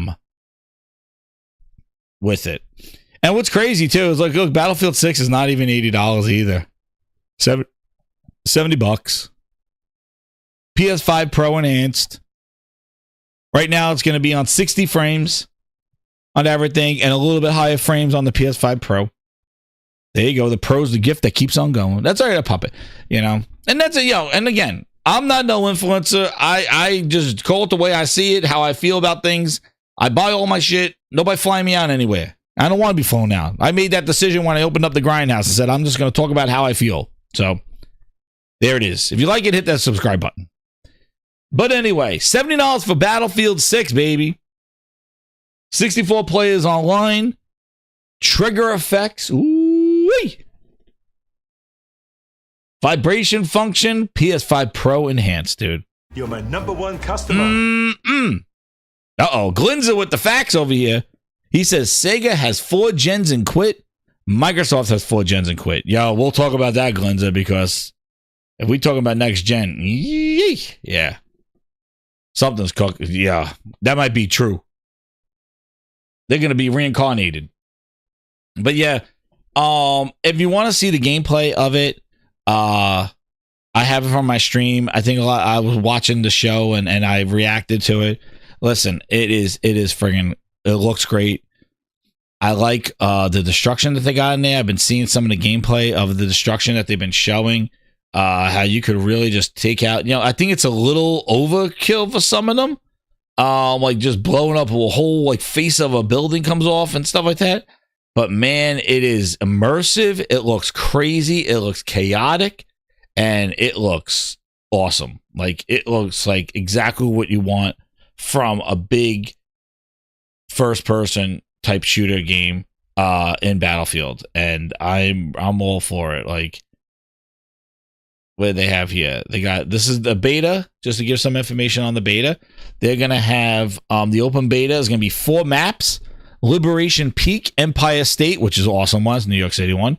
Brooklyn is in there. The Siege of Cairo and Iberian Offensive. The modes are going to be Conquest, Breakthrough, Squad Deathmatch, and Domination. It begins on August 7th in early access if you watch one of the streamers, and open beta on the 9th. So, yeah, man. I love that they're doing an open beta. They're not pulling that Gears of War crap where you had to pre-order the game for $40 in order to get access to a beta. Some fake ass bullshit like that. This thing is basically you just play the game. Open beta the way it is. It's not no Call of Duty paid for beta where you got to pre-order to get access and do some cartwheels in the hallway. They listened. And like I said, like I think, and going to some of the questions, what my PC Miami guy said. Listen, like the market is going to listen to the feedback, and all we could do is vote with our wallets, not with the hubbub on X or on Twitter or whatever this crap is. It's going to be affected in the sales and the response. And if they don't see a game doing well or lasting long or selling, they're going to listen to that feedback more seriously. Yep, Tony Hawk's Pro Skater did the same thing. You had to pre-order the game in order to get access to the demo. Yeah. Two sleazy things, right, Phil? Black Ops 6 Day 1 Game Pass. Sleazy. Right? Like, some people said I wouldn't do that. Yeah, most people in this room have Sleazy. probably been used to spending $60, $70 on it every year. Now, if they're already subscribing to Game Pass, good to go. But it's a choice. Like, we didn't say to anybody, you have to subscribe to play. If you want to buy Black Ops, it's great. It's great for us. It's great for the developer. If you want to subscribe, it's also great. Like, I want to give you the choice on how you play your games and who you play with, and not try to do slimy platform things to force you to do what I want you to do. Yeah, that buy the game and pre-order the game, you get access to a beta. Sounds pretty damn slimy to me, Phil. And by the way, right there, Ryan McCaffrey just basically told you exactly what people are going to do this year. Yep, Call of Duty Game Pass and buy Battlefield. Like, Call of Duty is in deep doo-doo. The fact that it is Black Ops 7, a sequel to last year's game, when it was the sequel to Modern Warfare 2 remastered, and Modern Warfare 3 came out, and it was a campaign and a few maps. And now they're doing Black Ops 7, which has been kind of, they'll find more information will come out at Gamescom at the end of August. Dude, guess what? More information versus I played the beta for 2 weeks of Battlefield. I have an exciting life now. Breakfast to go. You're gonna love my nuts. Watch this. You can do everything. Call of Duty's cooked. Because they're gonna announce at the end of August some Call of Duty beta, more information. Microsoft should have dropped the beta in June for Call of Duty when they had it as one more thing. Instead, they're gonna have people, everybody in the world will be playing Battlefield 6. Now, granted, EA has proper service. I am sure we're going to get the EA on what is it, August 9th? Can't get into a game. We weren't expecting this. Like all this stuff, and we can't get into games. That's not going to be great. So hopefully EA pays attention and knows what an open beta means on everything.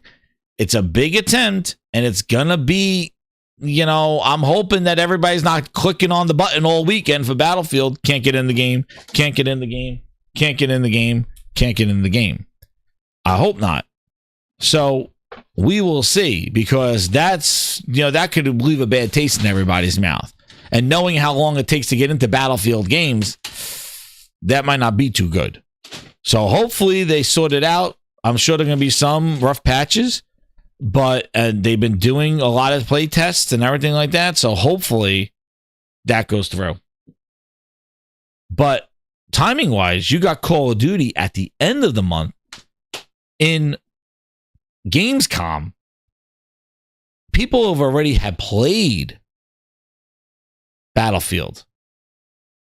It is going to be hard to entice people about another Black Ops 7 campaign, if that's the difference, or what is going to be the difference? How are you going to differentiate Black Ops 7 from Black Ops 6?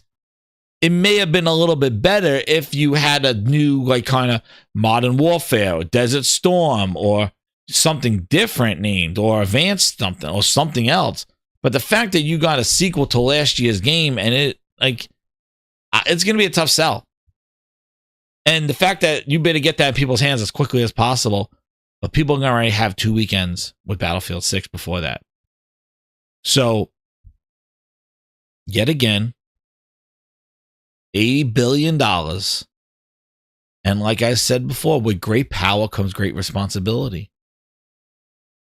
Microsoft would never had to worry about Call of Duty because it wasn't their game.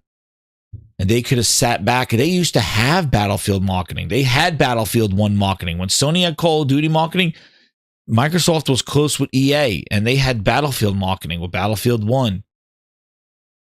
But now that they own Call of Duty, they are now on the other side of that. So, like I said, Microsoft entered in a shitstorm because now they compete with themselves. In Call of Duty taking up November, that affects their release schedule, that affect, move games for room. And now they got Call of Duty sitting there, and now Call of Duty, who had a good run last year, now has Borderlands 4 and Battlefield 6. So Call of Duty is not smooth sailing, and I think it's going to end. On top of that, it is in a subscription. It is going to be a double-edged. It is going to be. I think personally, I think Call of Duty's cooked this year. The way EA, unless EA's this game Battlefield 6, unless Battlefield 6 has some crazy monetization or just fails and people can't play for a month after pre-ordering and there's some technical disaster, which I hope not. If Battlefield lives up to what it is, Call of Duty's cooked, man. Like, it will make the charts, but it is going to be the lowest it's ever been. Like, it not only isn't a subscription service, because it's not like people are sitting here going, am I buying Call of Duty and buying Battlefield? No, man, I'll just sign up for Call of Duty for $15 or $20 or $9 on PC, play the campaign, and go back to Battlefield. Like, now it's a choice. And now you made it an easy choice. People could dip their toe in Call of Duty for nothing. So you probably see a more aggressive sales on Call of Duty, but we will see if EA could deliver on Battlefield. I think, and then there's Borderlands 4 for co-op, man. I think, and then there's a campaign in Battlefield too. Yo, Battlefield is looking like, and then on top of that, Battlefield has the creating maps. Yo, did you see that? Like, it is good. It felt like, let me tell you, that presentation felt like that Battlefield game is going to be like, yo, it satisfies every single niche. Like your campaign, your big, massive battles with destruction and vehicles. And then you have close quarter battles and then created maps from all the old Battlefields. And people could go crazy with changing the geometry and crazy stuff, GTA level creation style. And then they are going to curate that and make it playable. Yo, that's like, I had feelings of like old school Halo stuff. Like when they were talking about Halo and you're like, yo, this is such a complete game. Everything is in here. It is going to be the game I'm going to be playing all the time when I want to play a first-person shooter, multiplayer, and everything. And they presented it in such a way, and if they deliver on Battlefield 6, it will be that game for me, at least. And you're right, Mr. Tennis. People are sick of Call of Duty. And the problem is that especially it's Call of Duty Black Ops 7. Like, it's not even a new refresh Call of Duty, because I said this when Microsoft acquired them. I said Microsoft needs to kind of do exactly what Battlefield did. Rebrand it. Scratch it. This is a brand new Call of Duty. We've taken some of the stuff that you like, but we have redid it. A new Call of Duty for a new era. They didn't. They just kept the wheel churning. Just keep doing what you're doing. $80 billion. Just keep doing what you're doing. Just, you know, less is more. Less is more. Satya, stutter and Satya. Less is more. And that's going to wear thin. That's going to wear out. And people are already perturbed over Black Ops 6. And, you know, Black Ops 7 really is going to have to change the thing. And I don't think the campaign can save it. And I don't think all of zombies are in it. I don't think zombies could save it. But the stuff that Battlefield included, like destruction, they've known for destruction. But Call of Duty need to take those implementations. Destruction, vehicles, map creator. Like, they needed to build something into there. Microsoft just so lazy, man. They'll just keep Activision just churning out butter. Keep going until you rot out. And there you go. You know? And that's kind of the way Microsoft's going to roll. Liquidated with the 5, it goes, it will be more than a weekend. 9 to the 10th and 14th to the 17th. So it'll be more than a weekend. So yeah, they're playing a lot more. That's right, Liquidated. And open beta too. Like, no money needed. No pre-orders. JC, member of 28 months. Thank you again, man. He goes, Microsoft buys Call of Duty and EA drops the biggest Battlefield in history. You can't make this shit up. Yo, I told you, man. They are the Mothman. Dude, they buy up ZeniMax and they release Redfall and Starfield, game of the generation. You know, JC, tell me that you can't write it. You can't write this shit up. They finally put Call of Duty in Game Pass. Now everybody knows it's in Game Pass. It's cheap. It's Black Ops 7. Battlefield's going to eat its lunch. Granted, if there's no crazy EA-isms. Because remember, EA, you know, craziness. Like, you know, EA got to make it cook, man. We got to do it. So I'm excited to play it, dude. But you're right. They just have bad luck and just bad management. And they just make poor decisions, man. Poor decisions. You know, they said the initiative and hired Drew Murray. Think about it. Drew Murray was at the initiative. Phil Spencer was playing Drew Murray's game. Dude left the initiative and went and got Spider-Man 2 ready for release. And talk about Spider-Man 2 and what that did, and go look at the initiative of what he left. They never even got to put out Perfect Dark. They never even get to play real gameplay.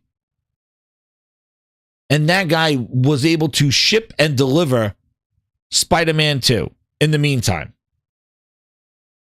And work on all this Marvel IP. And his friends over at the initiative got gutted, shut down, and cleaned out. And he went back to Insomniac and said, let me do Spider-Man 2. I'm out of here. Phil Spencer was playing his game. He had a post where his child was playing his game from the initiative. There you go. Tell me the luck that Microsoft has is because they just don't have the vision. They're not a creative company. A creative company would have took Activision and did something with them. Or a creative company wouldn't need Activision. But Microsoft needed them to get into whatever bullshit they needed. And what's crazy is they went around, spent an $80 billion, and they laid off over 9,000 people, shut down studios. And you had people, these glazes, influencers, telling them that this was a great deal, that this was what they needed. Microsoft needed this. For what?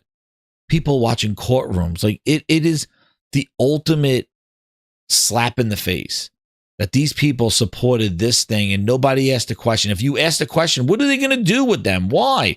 This is not needed. Call of Duty always goes Xbox. They don't need to buy them. Oh, fearmonger. What? Dude, these are the questions you should be asking. No, this has to happen. Phil Spencer says it has to happen. He's wearing a suit. What?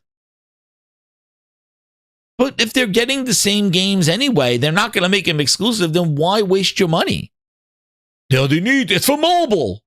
Oh, what do you mean, that Xbox mobile store? Xbox mobile store? How's that coming? Sarah Bond, where are you? Where's that Xbox mobile store? It was coming to phones a year when you laid off people over at when you laid off people last year. You said the mobile store was happening on the phones. Oh, you get to pay the phone. Where is it, Phil? When we launched Game Pass, there she is. People freaked out. They were worried it was going to destroy sales, make it impossible for developers to make money, and devalue games. Well, get ready, Call of Duty, because you're going to be on that list. And Battlefield going to be cooking. Man, oh man. But yeah.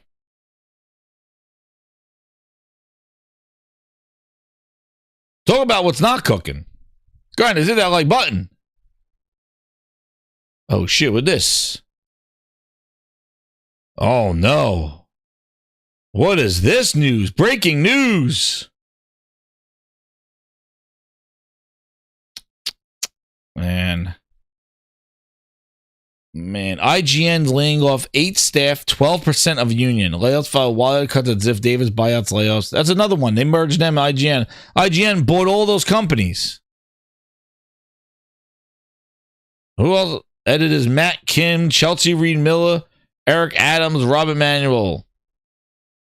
8 extremely valuable members of our union and workforce. And you wonder why IGN turned into the sleaze that it is, and the clickbait and all that other stuff, dude. Another company that bought a whole bunch of media, and now they're breaking off pieces. Exactly.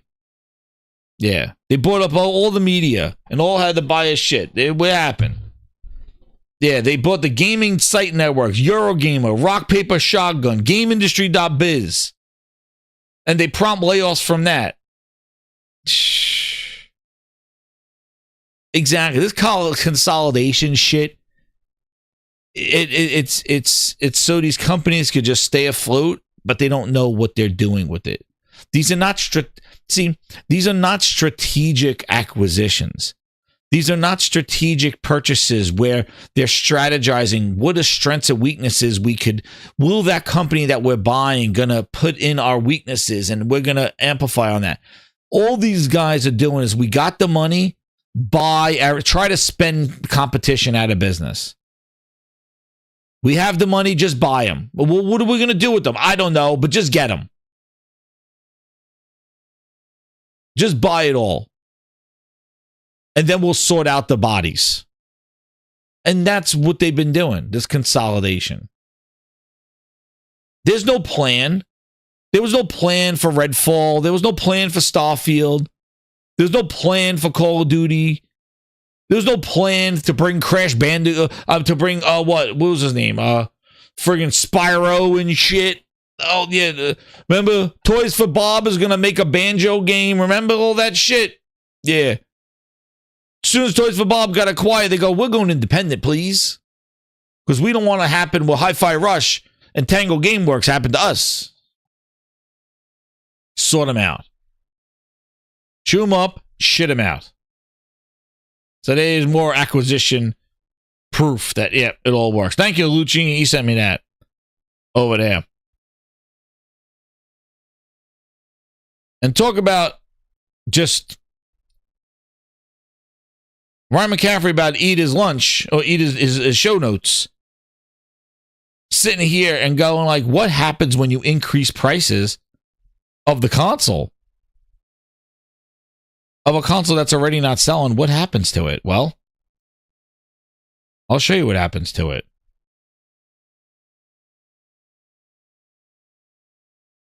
It's not even on Amy in the Hood's list. This is Amy in the Hood.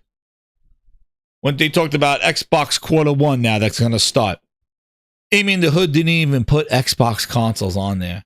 She used to say Xbox consoles will decline. It's not even on the list anymore.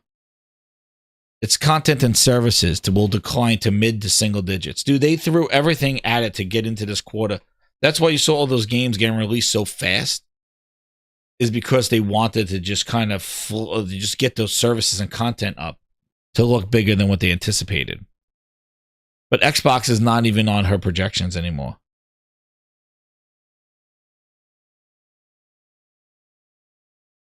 And Satya,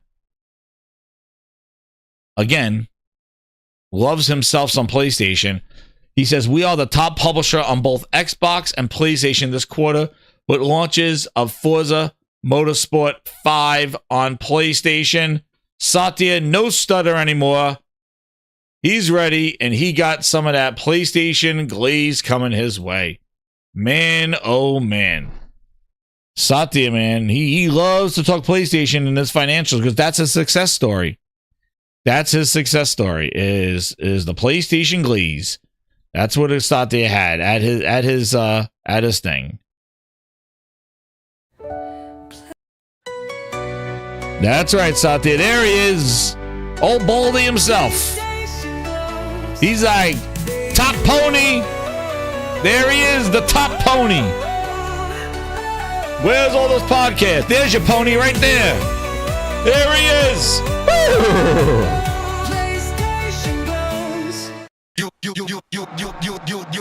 There he is. There's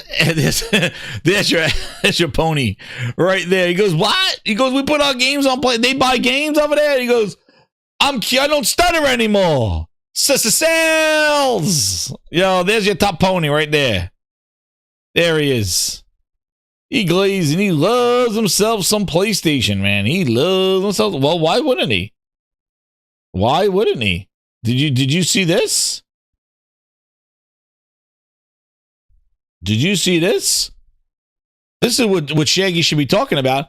Xbox hardware revenue decreased 25%, driven by lower volume of consoles sold. Do you think that price increase is exciting people to buy Xbox hardware?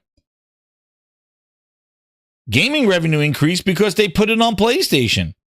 Content and services increased because they put it on PlayStation. Increased 16%, driven by the impact of Activision Blizzard acquisition and Game Pass. So Activision carried them too, remember?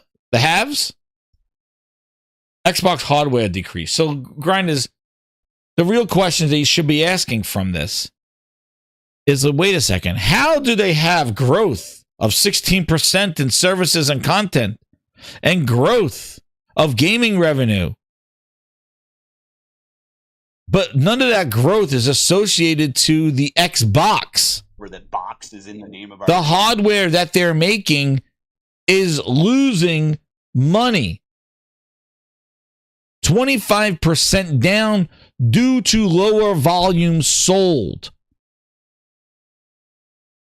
You want to have it additive. Oh, if our services and content go up, that's because our consoles are going up. So they're in tandem. That means people buying our console are subscribing and paying our games. This is the opposite effect.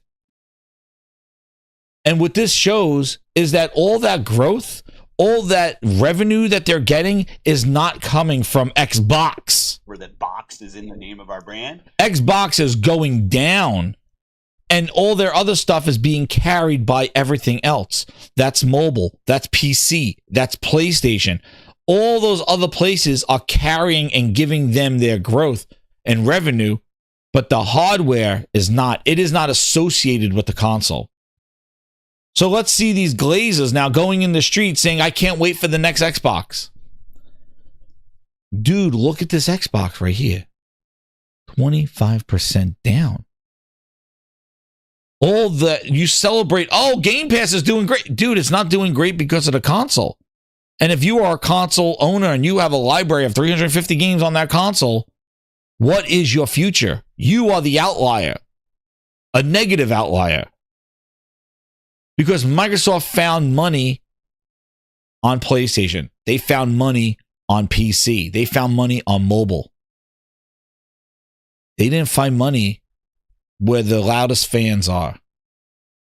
So guess what? You mean nothing to them. Do you think they're going to care about you when they move to next generation? When they get new hardware, do they think they're going to bring you along with them? Why would they? You've been losing hardware sales, but you're growing in revenue. That means the money's coming from somewhere else. It's not associated with the console. It's disassociated. Hence why Phil Spencer talks about Xbox as a PC and talk about his next piece of hardware, because it has nothing to do with their own custom hardware. On top of that, Grinders, more data has come out because they don't share it. Sony and Nintendo shout from the rooftops about how many consoles they sold. You know, Nintendo puts articles out. Nintendo has a beautiful graphic to show how much they sold. You know, this is what the winners do. This is what the leaders do. 153 million Switches already. This is what winners do. 5 million Switch 2s already. And they can increase prices. And then you look at the Kepler data, which is one of the topics that somebody put into the chat. I got it here. Now they just anticipated that the Xbox console didn't even sell 30 million units.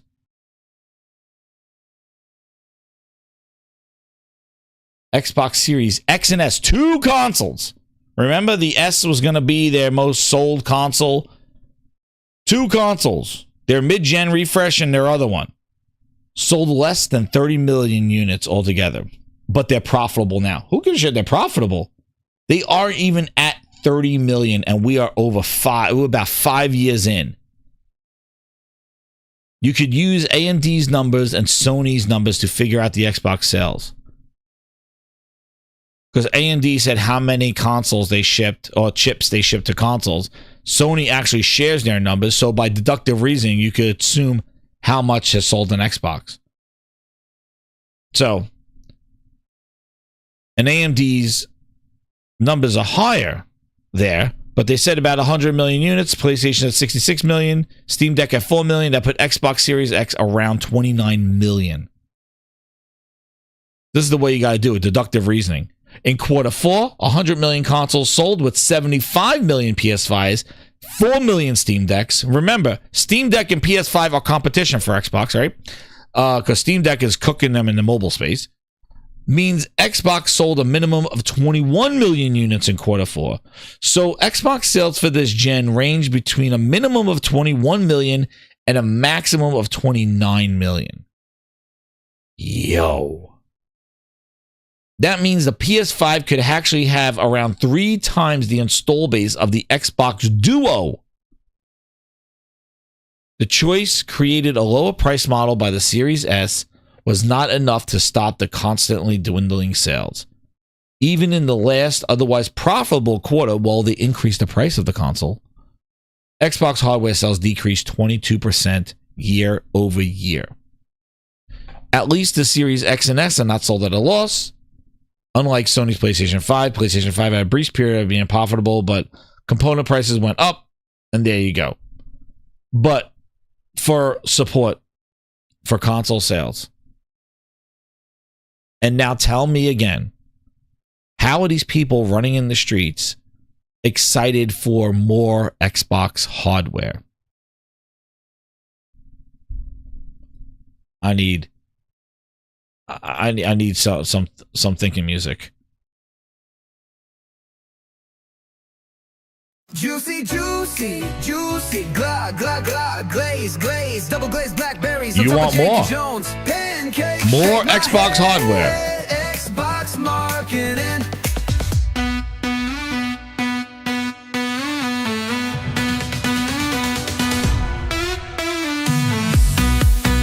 More.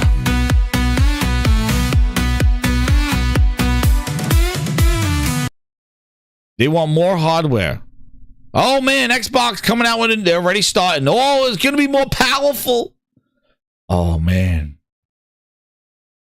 Really? It just shows, like I mentioned before, the influences, the fakes. Because anybody with a half a brain would not be jumping on the same bandwagon of power and new consoles from Xbox unless they are just kind of just paid influences. And I mean, get paid with like perks, getting flown out, getting like little free items, gonna get the new console, probably new ROG allies. Like I said before, watch how many people get the ROG Ally Xbox. Where the box is in. Thanks, Microsoft. I can't wait to review the Xbox ROG Ally Xbox Friends from a Roommate box. It's neat. They got some work to do, but it's wonderful. It's worth $1,000. Thanks, Phil. Watch.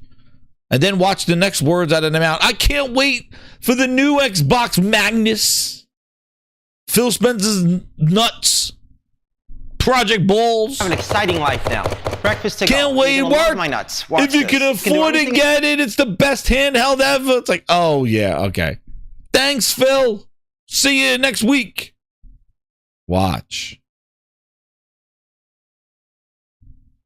And meanwhile, this Xbox is sitting here, and it didn't even. Grant, that is atrocious. And they released 2 consoles, and then you got Shaggy out there going like, I can't wait for Sony to do it, dude. Did you see what Microsoft did to themselves? They know, Microsoft knows the sales of their console. They know how low it is. Why would they increase the prices? Because they did exactly what Phil said they were going to do.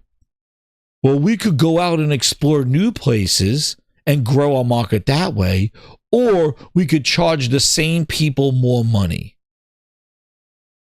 And they did both. They put their games on PlayStation, and they increased the price of Game Pass, and they increased the price of their hardware to squeeze more money out of these Xbox fans. After making that kind of statement, like, we're doing these 4 games to save Xbox, because I'd rather choose the latter of putting games on other places rather than charging more money to the same people. And they did both. And they did the same thing here. Your console's not even at 30 million. So what kind of leverage do they have to go get exclusive games, to have games come out there, place first? This is what I mean when it is the Series S, and the Series S is a challenge, and these studios are not big enough to put these games out there. Look at that install base. And a majority of those 30 million are probably Series S owners, Game Pass players. And then tell me again how much resourcing you're going to use from your small studio to bring a game over there where you got just under 30 million, 29 million users, majority on the lower end console, and they don't buy their games because they wait for it in Game Pass, because that's exactly what you told them to do. Oh, get a Series S and just get Game Pass. Right, Paris, Mr. Yellow Chair? Why wouldn't you just get a Game Pass and a Series S? It's like, oh, okay. You want to pay subscriptions for the entirety of a generation? Series S and Game Pass is the best value in gaming. Well, developers don't think so, because that means that they got to break their back over for a small install base that don't buy games. Number 1 customer. Exactly, Easy Tone. That's why Sony go FAFO. Oh, but Sony looking at that install base, like I said, Herman must have lost a friggin' bet. Herman must have been like, all right. I could shoot that bird off to my yacht. I'm like, Herman, don't do it. I bet you put Helldivers on an Xbox. I'll do it. Herman was drunk, missed the bird. Helldivers on Xbox. I don't know what they're doing, Easy Tone, with the $2, but Sony FAFO. If Sony's going to put Xbox on life support with their games, they're just doing it to themselves. And Sony would be dumbasses for doing it. But hey, it's their company, not mine. I don't give a shit. Let them do what the hell they want to do. But it muddies the water. Because I'll tell you right there, that is a dire install base right there. And I don't know if people are going to try to squeeze the juice out of that lemon. But who knows? But it is pretty dire out there. That and that people sitting there and thinking like they want more hardware from Xbox. Like, they're making another console. Like, who is running out and buying it? Who is running out and buying that console? Oh, it's their last one. Are you lining up? Like, I still don't understand that. Are you lining up for it? Oh, it's their last one. Like, well, what happens to all your purchases on it? Hell, we're going to find out that your purchases already don't go there. But who's lining up for that? Who's going to line up and, oh, I can't wait for this new Xbox. It's their last one. The other one didn't even sell 30 million. This one might even sell 15, but I'm buying. Why? I love Phil. Oh, okay. And Phil retires. And what do you buy it for now? And this is what happens when you get glazed too hard. Tell him, Shaggy. Oh, how convenient. Juicy, juicy, juicy, glad, glad, glad, glaze, glaze. Zoinks! On top of janky Jones. Jinkies! Shake my head, Xbox marketing.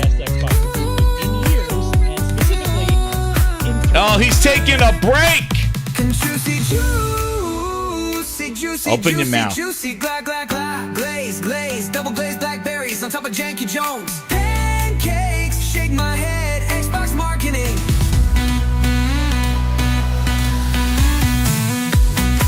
Dude, head between the legs, out the door. Go, go, go, go, go, glaze.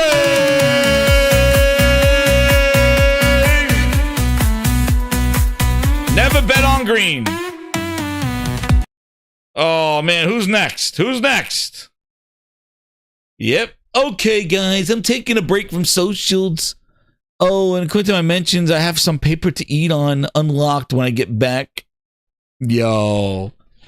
Dude, he jumped in the mystery machine. Never gonna see him again. Hey, man, that's old man Withers.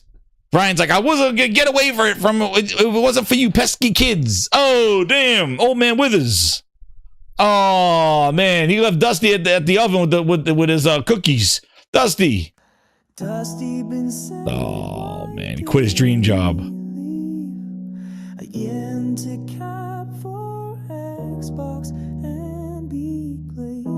Another one.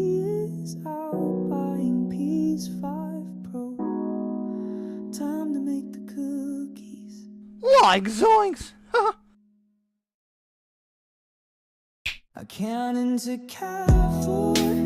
Hey, Shaggy, grab a bucket and some Lysol, scrub off my tires. There's fucking dog shit all over by the entrance. I'm supposed to be picking up scrap. You'll be picking up your teeth in another second. Bass is fucking raw! Shit! Raw! Raw chicken! It's raw. Fucking raw. They do. Raw, Carol! Fucking raw! Raw! Fuck off. And by the way, it's raw. Dusty Ben and Tom Warren fighting Laura Fryer, but she cooking them both as these clowns do not know where to go.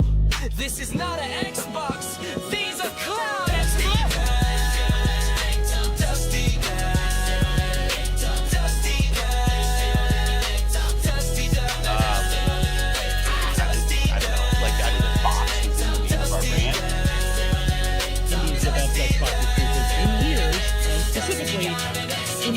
You're my #1 customer.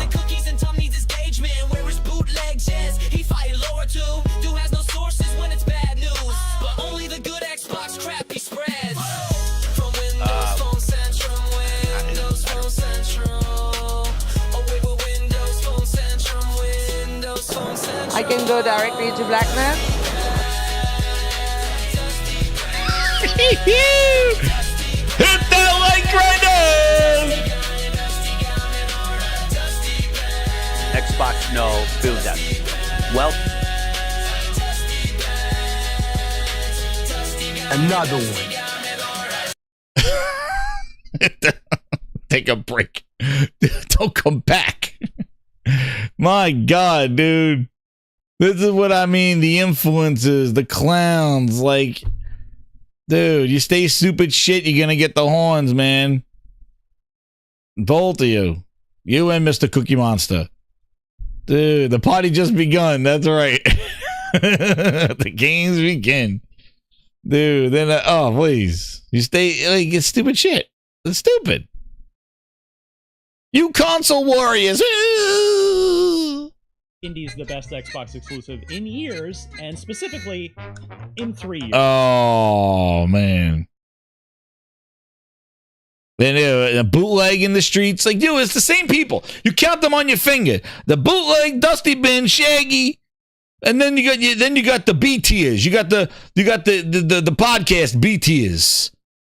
But you got the leaders out there, the glazes. You got top glazes, they're triple glazed. Then you got the B tier glazes. Then you get all the people that follow them. It's like, don't believe their shit, dude. They're talking out their ass. All they're doing is trying to cause a ruckus, get engagement, or do whatever the hell they want because they don't care. Because they get their shit anyway. They don't care. They don't afford. I don't know. Bootleg don't even play friggin' games, man. Dude, he don't know what side of the bed he wakes up on. He goes on one side of the bed, and Bootleg is like, you know, launching games on other consoles could weaken the Xbox. What platform? What are you talking about? What platform? You mean the thing that they increased the price for? Like, dude, talk about pitchforks. On May 1st afternoon, all you Xbox guys should have had pitchforks going, why are you increasing the price? And all you guys glazed over and said, oh, Sony doing it too. They increased the price to $80 games. Like, dude, your games are not selling to begin with, Microsoft. Why are you increasing the price of things? Where were the pitchforks? Instead, they go, Sony doing it too. Now he goes, oh, Xbox had no console exclusives. And listen, you want to talk about Sony putting their games on Helldivers 2? Yeah, that's a head scratcher. But what they're not doing is taking their tentpole titles, as Herman, the tentpole titles. Until they do, they still make it best played, incredible, FOMO. You gotta play it. Ghost of Yote right now, glazing those gears. Must play, best experience, total immersion, dual sense. Check, check, check. Go, go, go. Quality games. Play it here. Microsoft never did that. They put exclusives on PC. They never did that. Their last console exclusive was Crossfire X by Smilegate. That's what they think of you. Friggin' Smilegate. Microsoft never did that. Sony continues to do that. Nintendo does that. As long as they make their hardware number one, they won't lose sight of that. And that's it. Unless they do. Unless they bite off more they can chew, and then Sony FAFO. But Microsoft jumped in the cold-ass pool, face first, no underwear on. And now they can't get out. They bet inside that thing, and dude, they can't get out of it. They put everything everywhere day one before they even had studios. Everything's everywhere. It's like, dude, backtrack on that.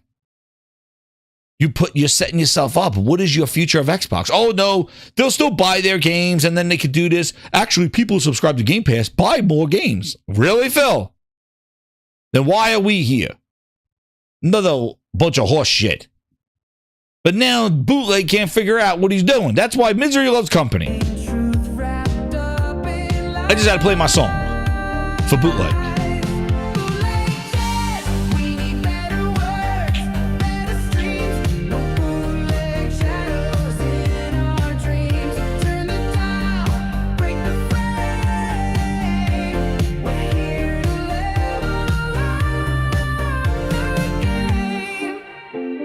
Oh yeah, I had to bring up a Bootleg Jazz article because I wanted to play my 80s Bootleg Jazz song. Sorry, that wasn't for me because I like that song. Hit that like button, grinders. Let me get to these chats here. Glenn's in with the 2. He goes, "Don't let those X fools glaze your gears, dude. They're not glazing anything. I'm the deglazer. Nobody glazing over here in these streets. Friggin', I'm the Grindhouse deglazer. I'm gonna come there with a goddamn deglaze. That's right. So let's get into the way the cookie crumbles over here, grinders. Let's do something a little bit here. So as we get into this whole thing here, listen. We have, where's my playlist here? We have here, which one is it? This, did I put on the here? Yeah. So this is what's set up the whole craziness thing that's going on. Oh, Lucci says, check my DMs. Hold on, let me check them. What's going on, Lucci? What did you send me now? Let me see. Oh, no. Oh, when did this come out? James X, talking about, here we go. enable game mode, it's an Xbox. Oh, no, I don't want to hear this. That I can say, you know what? I'm going to go build a PC with off-the-shelf parts. I'm going to install Windows 12 or whatever it is on it. I'm going to enable game mode. It's an Xbox. I think you will literally be able to build your own Xbox at a certain point. I do. Yo, let the glazing begin. Holy crap. Lunchi, Josh sent me that one. Little Lunchi sent me. Oh, the Saros team just sent me some. Back at work with the amazing team working on Saros after a great summer break in Finland. Can't wait to see more. Nice. Saros cooking. Housemark. Oh, Morgley. Here we go. Build your own. Josh just sent me this. It begins, dude. You know what? I'm going to go build a PC with off-the-shelf parts. I'm going to install Windows 12 or whatever it is on it. I'm going to enable game mode. It's an Xbox. I think you will literally be able to build your own Xbox at a certain point. I do think there will be. Dude.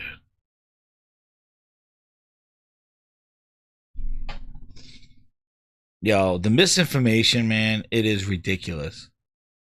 It is so like it is so blatantly wrong.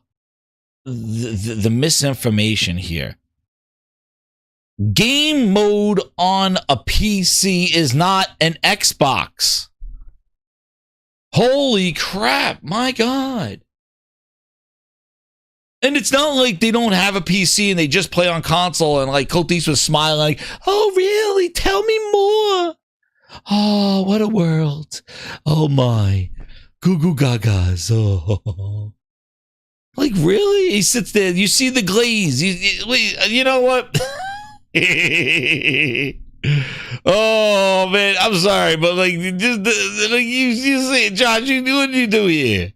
Oh, like you see it, like it begins. Like look, see what happens. Watch. Parts. I'm going to install Windows 12 or whatever it is on it. I'm going to enable game mode. It's an Xbox.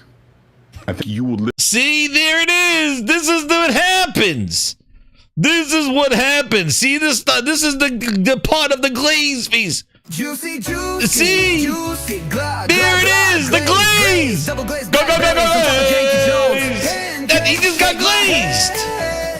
He just got glazed. Look at the smile. Like, oh, the glaze. There it is. See, this is a glazing process.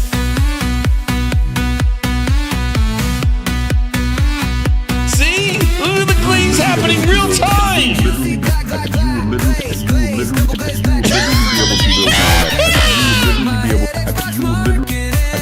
There's a real-time glaze.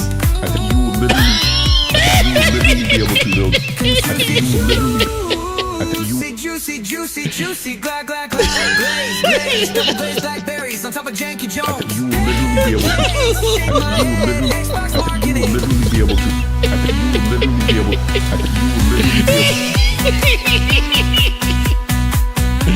Real-time glazing. I don't know what happened. Literally be able to build.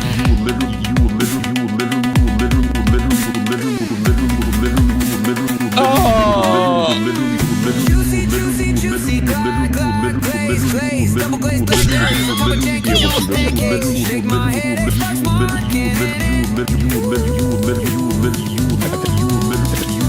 That's a real-time glazing right there. We're watching how the glaze is made.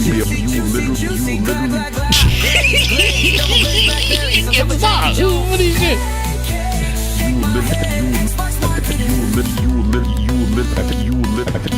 See how it gets glazed? See right there.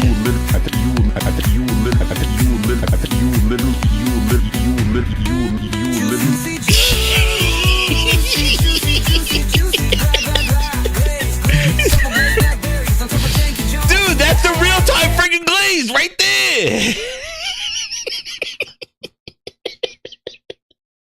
That's right. Don John Glaze play-by-play. Dude, that is a real-time glazing.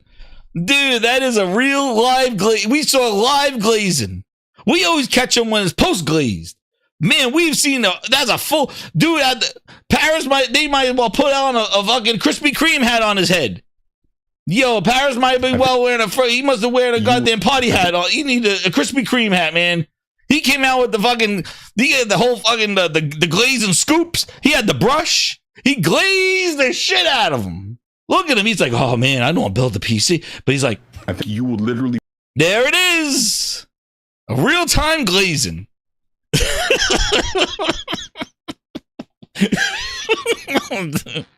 Glenza says Sony got Blaze 4K. Shout out to Blaze out there. He goes, Xbox got Glaze 1K. Dude. Paris be holy shit, man. Paris showed up. Yo, where's that thing? I gotta holy shit. I blame Josh Ass for that one. I blame Josh Ass for that one. That's a Josh sent me that one. Yo, Paris showed up like this. Yo, where's that with the hat? With the hat. Yo, I gotta put one of these. Yo, Paris showed up with one of these Krispy Kreme donut hats to that podcast. Yo, there it is right here. Where is it? I need to see this. Yo, that's a real time. Wait, hold on. I got some ads going on here.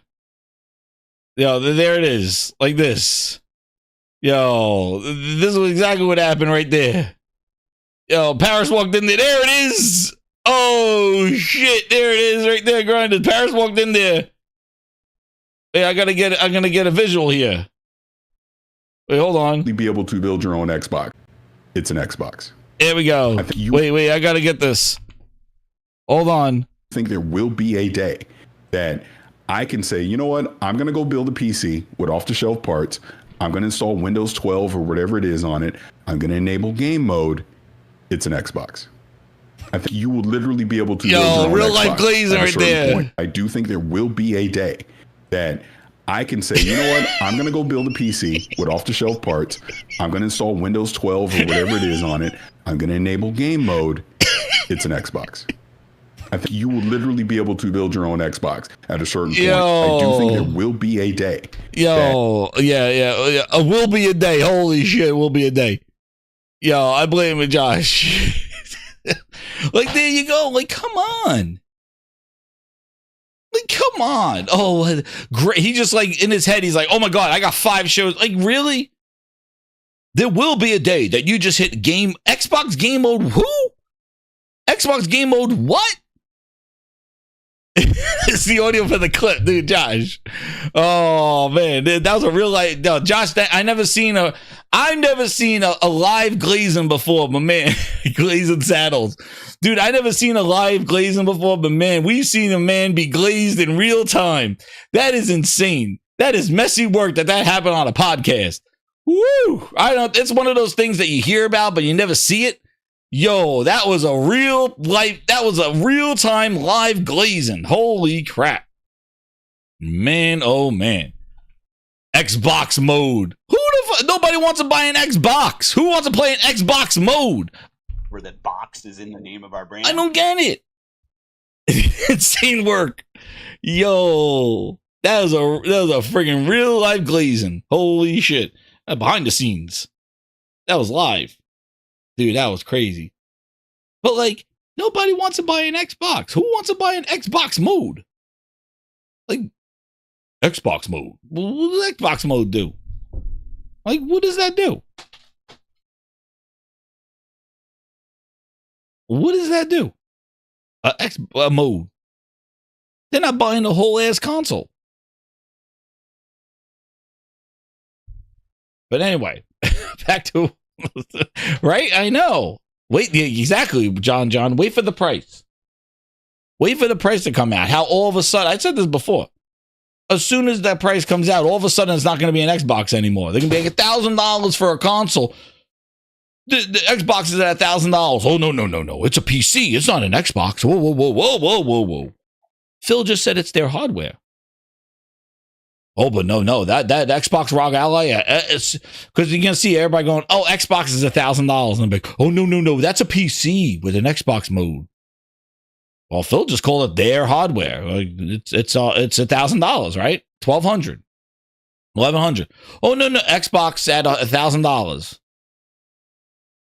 Oh no, it's a PC now. Oh, all of a sudden, watch, it's gonna happen. Hit the like button because you know it's gonna happen. Seriously, it's gonna happen. All of a sudden, they're gonna come down to reality. Okay, guys, I know, but deglaze everybody. Let's go. We deglazed them enough. Once the message gets out there that Xbox is at $1,000, then they're going to come out. Oh, well, it's just PCs. It's not really the Xbox. The Xbox does have, it's at 500. Yeah, I'm sure. Because we know what it is. And the thing is that like, it's so disingenuous because you're telling Xbox fans that is Xbox. It's not that, unless Phil Spencer and stuff come out and show emulation. And one of the things that we'll get in, I'm going to show you now once we talk to PlayStation ones, but the Xbox spec leak was even more interesting. We already know exactly, Veggie. That's the thing. Everybody knows. They know. They play on PC primarily. You know it's not an Xbox. You know the elephant in the room is that these people that are watching those shows, of cult shows and everybody else, they know they have a library of Xbox games that are not playable on a Windows PC. Microsoft is in the process of trying to help that along with Play Anywhere, but they are nowhere near where they need to go. Nonetheless, the Xbox experience on PC is disgusting, and Microsoft still has yet to really lay that out. Next, when Microsoft talked about their next generation console being a hybrid, they were not talking about operating systems. Stuttering Satya Nadella, who's trying to sell his AI and his services and his Copilot button, is not going to turn off Windows for the sake of gaming. The Windows team is not going to turn off the processes that collect your data, that make things performance bound for gaming on a PC. Satya tries to sell you OneNote, OneNote and OneDrive and every friggin' one piece of shit service he could try to sell you when you boot up that Windows computer. You all know it. It's a fact. Before you even get to the screen, they're trying to get you on Office 365. And you're telling me that all those potential subscriptions and customers and data that he could collect on you with a Windows PC, he is going to erase that and say, you could just play Xbox on it.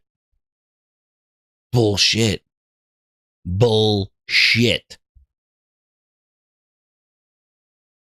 They're going to turn off some processes like, probably some, bullshit OneNote or something that boots up.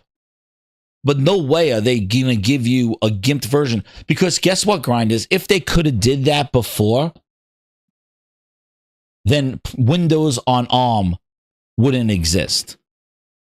If Microsoft could have took Windows and made it a mobile, lucrative, performant operating system, they wouldn't need a Snapdragon processor and a new version of Windows on ARM to optimize for mobile devices.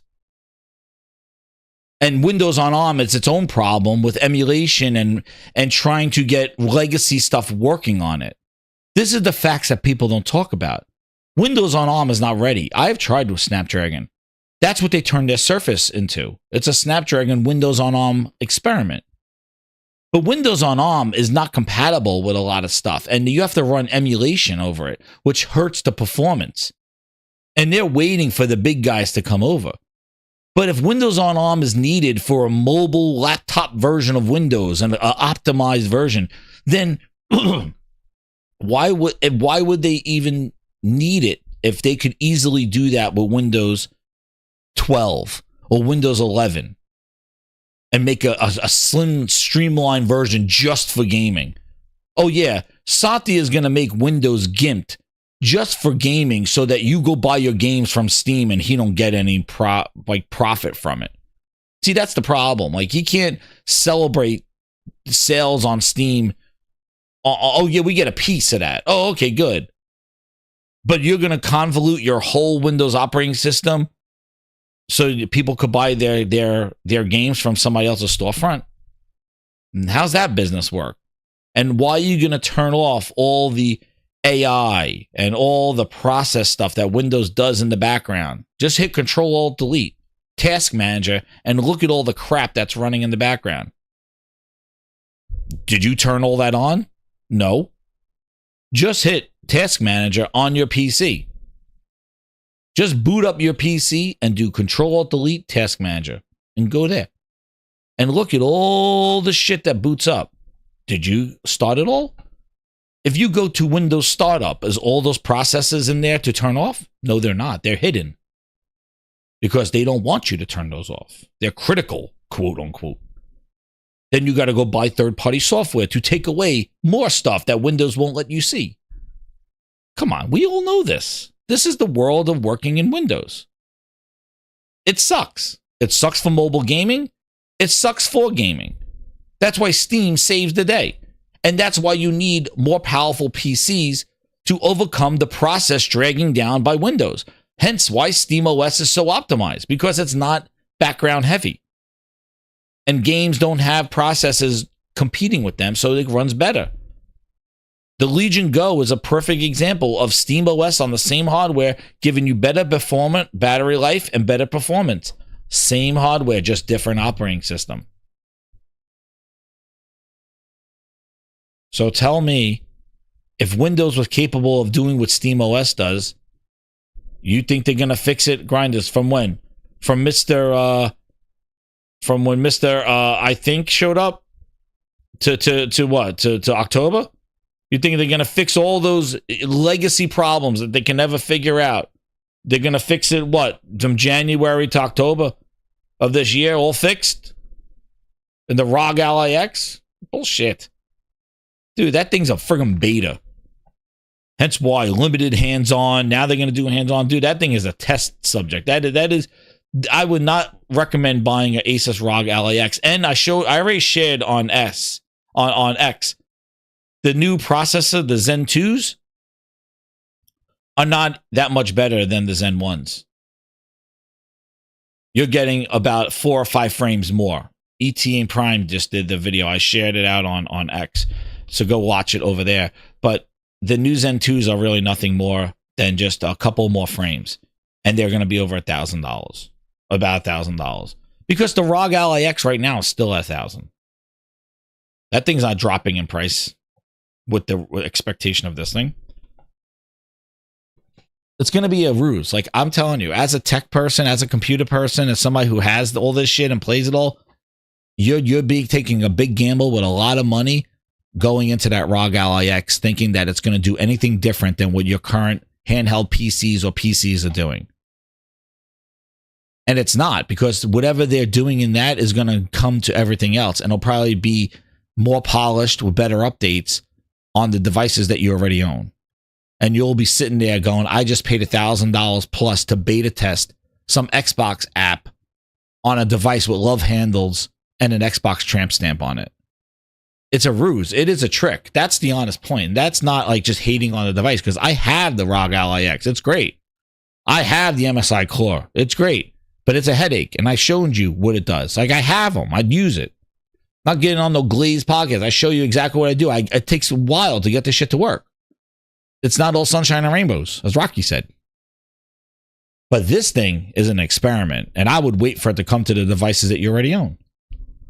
Unless we see something magical, I'll let you know. Aaron Brown, a member of 11 months. He goes, next Windows Xbox handheld uses fusion of Windows CE, Windows ME, and Windows NT, called Windows Cement, with 2-to-1 glaze of sand ratio. Oh, man, Aaron, that was a really good one. I like that. Excellent. Thank you for using your member chat on that one. That was a creative one, man. I like that one. Windows Cement, the 2-1 glaze. Dude, we just saw live glazing, man. That's crazy. I've never seen a live glazing before. And going along the lines of the Xbox spec leak and what it is, while we're talking about the Xbox, it looks like they're going to use off-the-shelf AMD chip in their Windows, in their Xbox Magnus is what it's called. And that Xbox is basically, it's going to be a celebration of a series of devices. And, one of the things is that we got, one of the things I wanted to show you is Digital Foundry was actually talking about that. Digital Foundry, they were dumbfounded, bamboozled, flabbergasted. And let me show you this. Let me get over here. And it was under my watch later. But yeah, the section here about exactly what just talked about, I want to just share what they were saying about it. To mix and match these dies and potentially upgrade on a more frequent basis than we've traditionally seen in the console sphere, where you have like a 7-year console life cycle, and then at that midpoint you kind of stick a refresh in there potentially, as we've seen for the last 2 console generations. This is maybe a more iterative kind of approach to a console, quasi-console like design. Yeah, I mean, from my perspective, the way I see it is that it's, how can I say it without upsetting people? I see it as Microsoft basically moving away from what you would consider a traditional console-like design, which is like a monolithic APU, which is a specific size for budget reasons, right? And doesn't, it's always about a balance of performance and cost. Now, what this design seems to indicate is that, first of all, this chip does look expensive, but secondly, it also gives Microsoft potential flexibility to actually marry up any of AMD's specific graphics GPU designs with a CPU to turn it into effectively an APU or SoC, right?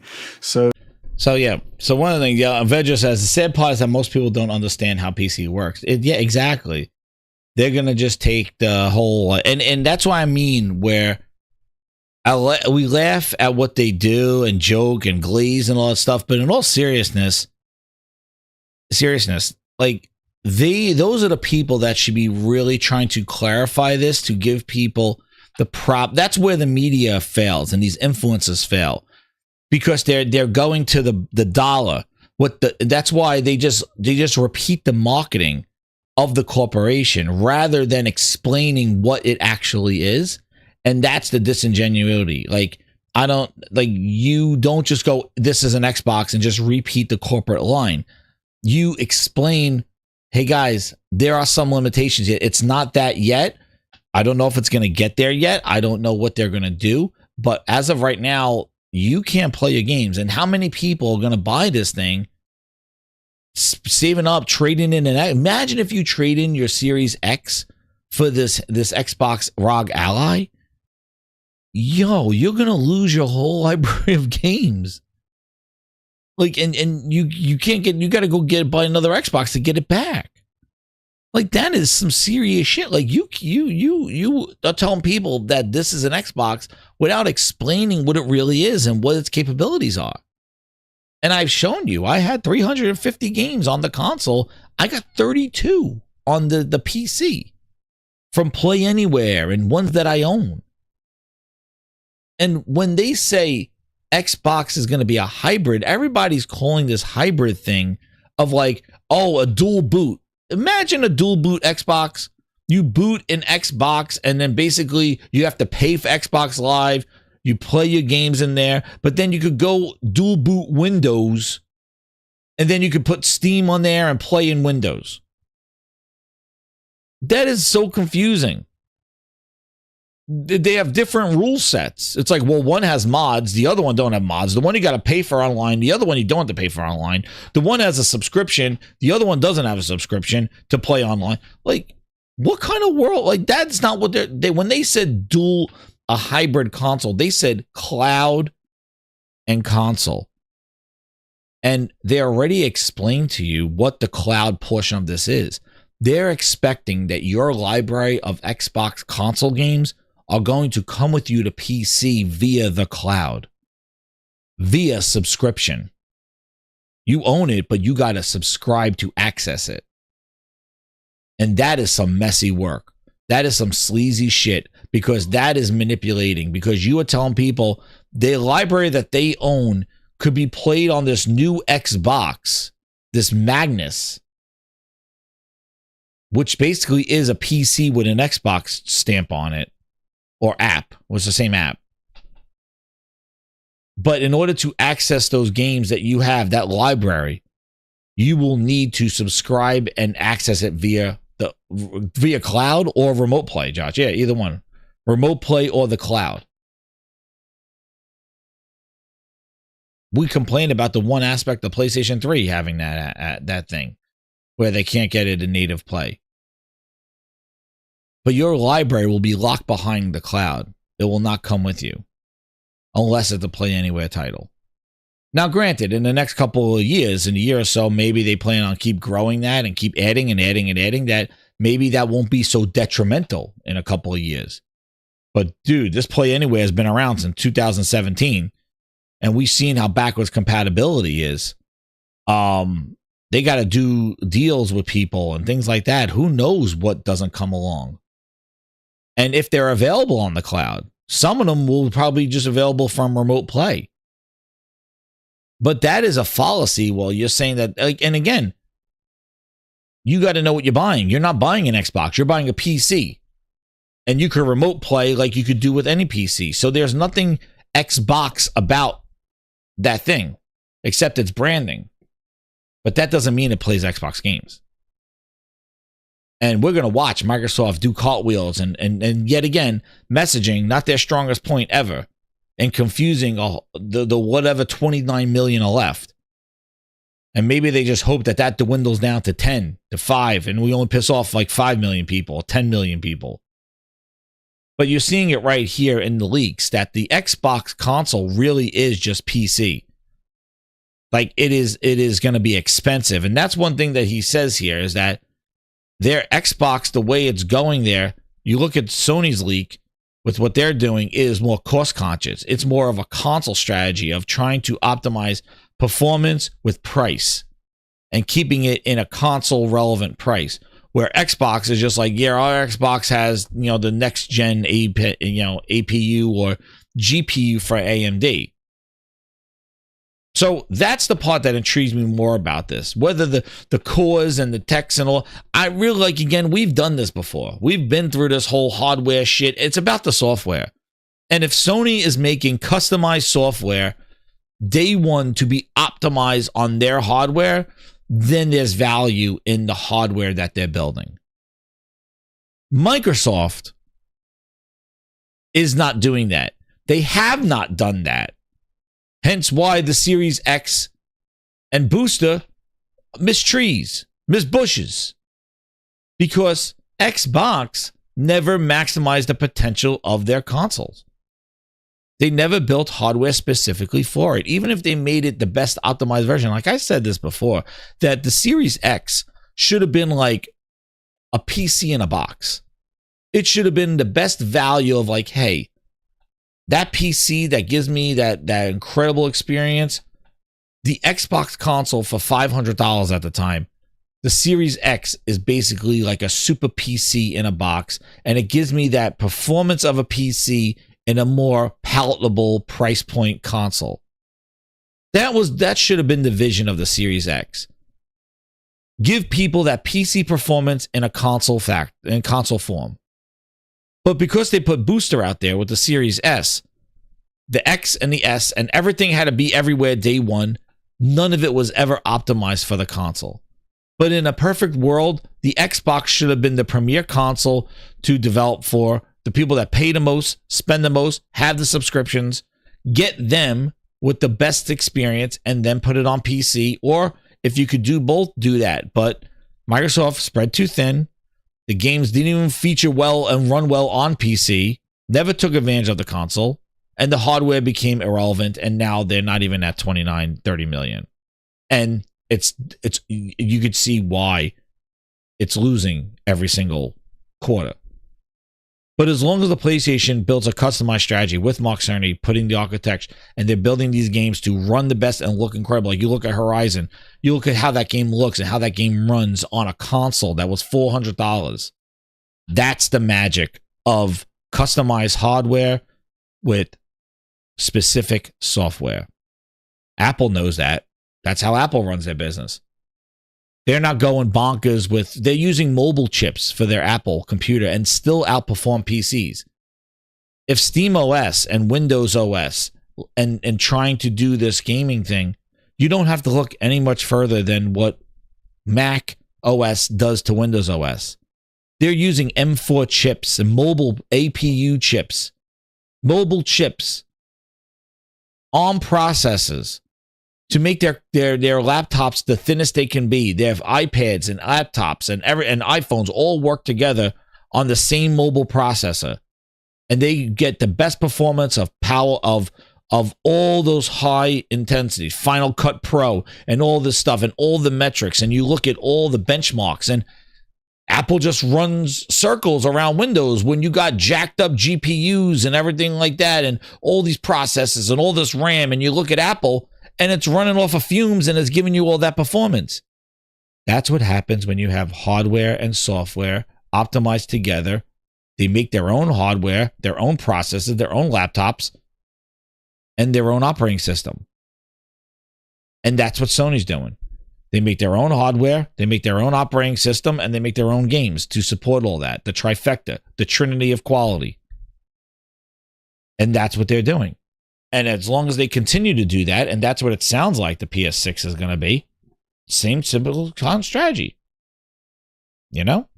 And you want to know what else is crazy? You look at what the Switch does. You know? What the Switch is doing. The Switch 2. It's not the best hardware, but Nintendo makes it work, especially with their software, because they know how to make it work. But Windows is a bloated system, not very optimized, and it's a crapshoot. It's like slapped together like spaghetti on them, exactly. But we use it because it's compatible with a lot of things, because it's been around for so long, and it's just a de facto pain in the ass thing that we all deal with. But it's not optimized for one specific area of gaming or productivity. They tried to do that with Surface. It failed. The Surface artwork and the pen and all that other stuff, it worked all right, but it never kicked off because iPad just did so much better, the Apple Pencil. That's what happens. They tried trying to pull a Mac. They tried making their own hardware. It didn't work. And now they gave up. And they tried doing it Xbox. It didn't work. In theory, Microsoft could spin up whatever kind of Xboxes they want to. And you're right, Oliver, if they are essentially going to be carrying this forward into future AMD architectures, then conceivably this sort of design could move on with every single AMD generation there is. Now, why would this happen? It's because I think Microsoft wants to move away from what is the traditional console generation and basically move more into phase with what's happening on PC. And that kind of makes sense from my perspective, because the PC market is huge, and the potential here for just producing a series of quote-unquote Xboxes for various market sectors within the PC arena, just makes a lot of sense, right? It's a completely different strategy to what Sony's doing. There's no real point to be competing with what Sony's doing these days. Just kind of makes sense. And from AMD's perspective, well, they've never really been able to break through in the graphics space against NVIDIA. Let's be clear about that in terms of got two losers partnering together. Market share. So the concept of being able to ship entire PCs / Xbox PCs, if you will, that could potentially be complete systems at quite reasonable price points. I mean, here's the thing, right? You look at how much a pre-built costs these days with an NVIDIA GPU, Intel or AMD CPU. It's not cheap, but you've got this, condensed design that could potentially be significantly cheaper. This could be great news, not just for Xbox PCs, but also for AMD in terms of, shifting hardware, right? There's a lot. AMD has been doing this with the GPD Win, the 1X player. Like, AMD has mobile small processors. The HX 370 and all these processors that with the 8080M and all this other stuff that they got. They just don't have the power that NVIDIA has. And because NVIDIA is not in the business of making something, work on a 7-inch screen, like unless they're working with Switch. NVIDIA is making about power and performance and all that other stuff. And that's why DLSS is better than all the AMD shit. AMD, the thing is that AMD needs ways to get their processors in some sort of gaming devices, because NVIDIA eats their lunch. Like, NVIDIA eats them up when it comes to gaming. If you want value and stuff like that, you go in AMD. But if you want to play games on PC, you get a friggin' NVIDIA GeForce. All right? That's it. But in AMD, their graphics cards are not like the NVIDIA ones. Like they're great for like trying to stay within budget and stuff like that. And you know, but you know, and NVIDIA, it is what it is. And NVIDIA DLSS 4 and stuff like that, it runs so much better. I think AMD is great in battery life on laptops and stuff. They do that stuff. But the thing is, Xbox is just spamming the whole thing. No, and I'm not saying don't like AMD GPUs. I'm just saying that when you go price to performance, I think they're probably good with that thing. But I'm saying the difference is that AMD in the graphics card business is not what NVIDIA is. So they need a way. They're going the other way. That's why you see AMD processors in all these handhelds and all these other things. They're great in low powered states and battery life. And NVIDIA just eats up power. There's no low power state. So this would benefit them if Xbox could brand with them and try to get those AMDs in like kind of console-fied type things. But again, it's a thing. But what's interesting is that he's talking about all this like, this is great. But listen to this. And this is the part that all gamers should be asking. Port, that's all Microsoft going to be executing on the original 3DO model. I think it kind of makes sense. Those smaller for a proper like Ally X means for scaling an entire stack of devices. I mean, I guess at that point, how many Xboxes do you need? I suspect just a super high-end one, a mainstream one, and then whatever there is for handheld. But in theory, that they could produce whatever they want. And what about game development for that? Like, so what is that? The ROG Ally stuff, the Ally X means for this potential lineup here, because one would assume maybe that they would be aiming for a proper like Microsoft branded line of hardware, or do you think that they're going to be working primarily with third parties? Like Asus and whatnot to create these sort of devices that are Xbox themed, but not actually like proper Microsoft developed devices. I think that the concept of hooking up with OEMs would extend to the entire stack. Yep. You could indeed have an that's what I think. Xbox, I think they're not making Xbox lineup. A Magnus style chip. I think there's no reason why not. Because I think the other thing about the PC market is the diversity of options out there, and there's a market for that kind of thing. So So effectively, what is happening here is that Microsoft is actually going to be executing on the original 3DO model. Oh, right. Damn. And they've done it in a roundabout way, because the basis of all these machines is Windows, which is a Microsoft product, right? Yep. And then they're just like, siphoning down to focus on Xbox for these products, right? But the idea is that, the back end, the support, that's all Microsoft based, and then other companies can create hardware around that, which is exactly what Trip Hawkins tried to do with the 3DO before it was possible, I guess you could say. But if they can pull this off, then this stands to be pretty lucrative, I would say. Yeah. Because they're like freeing themselves from the shackles of the traditional console market and sort of spreading out their wares amongst a much larger base without... I think it's so funny, like the shackles of a console market. Microsoft chose to get into a console market. They were free. They were Windows gaming and all that other stuff. They were free. They had Flight Simulator and Minesweep. The shackles of a console. Like, I just think, like, to them, it's shackles. But how did the 3DO do when they tried to make everybody... Like, the thing is think about a brand, and you just put your name on everything. How do you ensure quality control?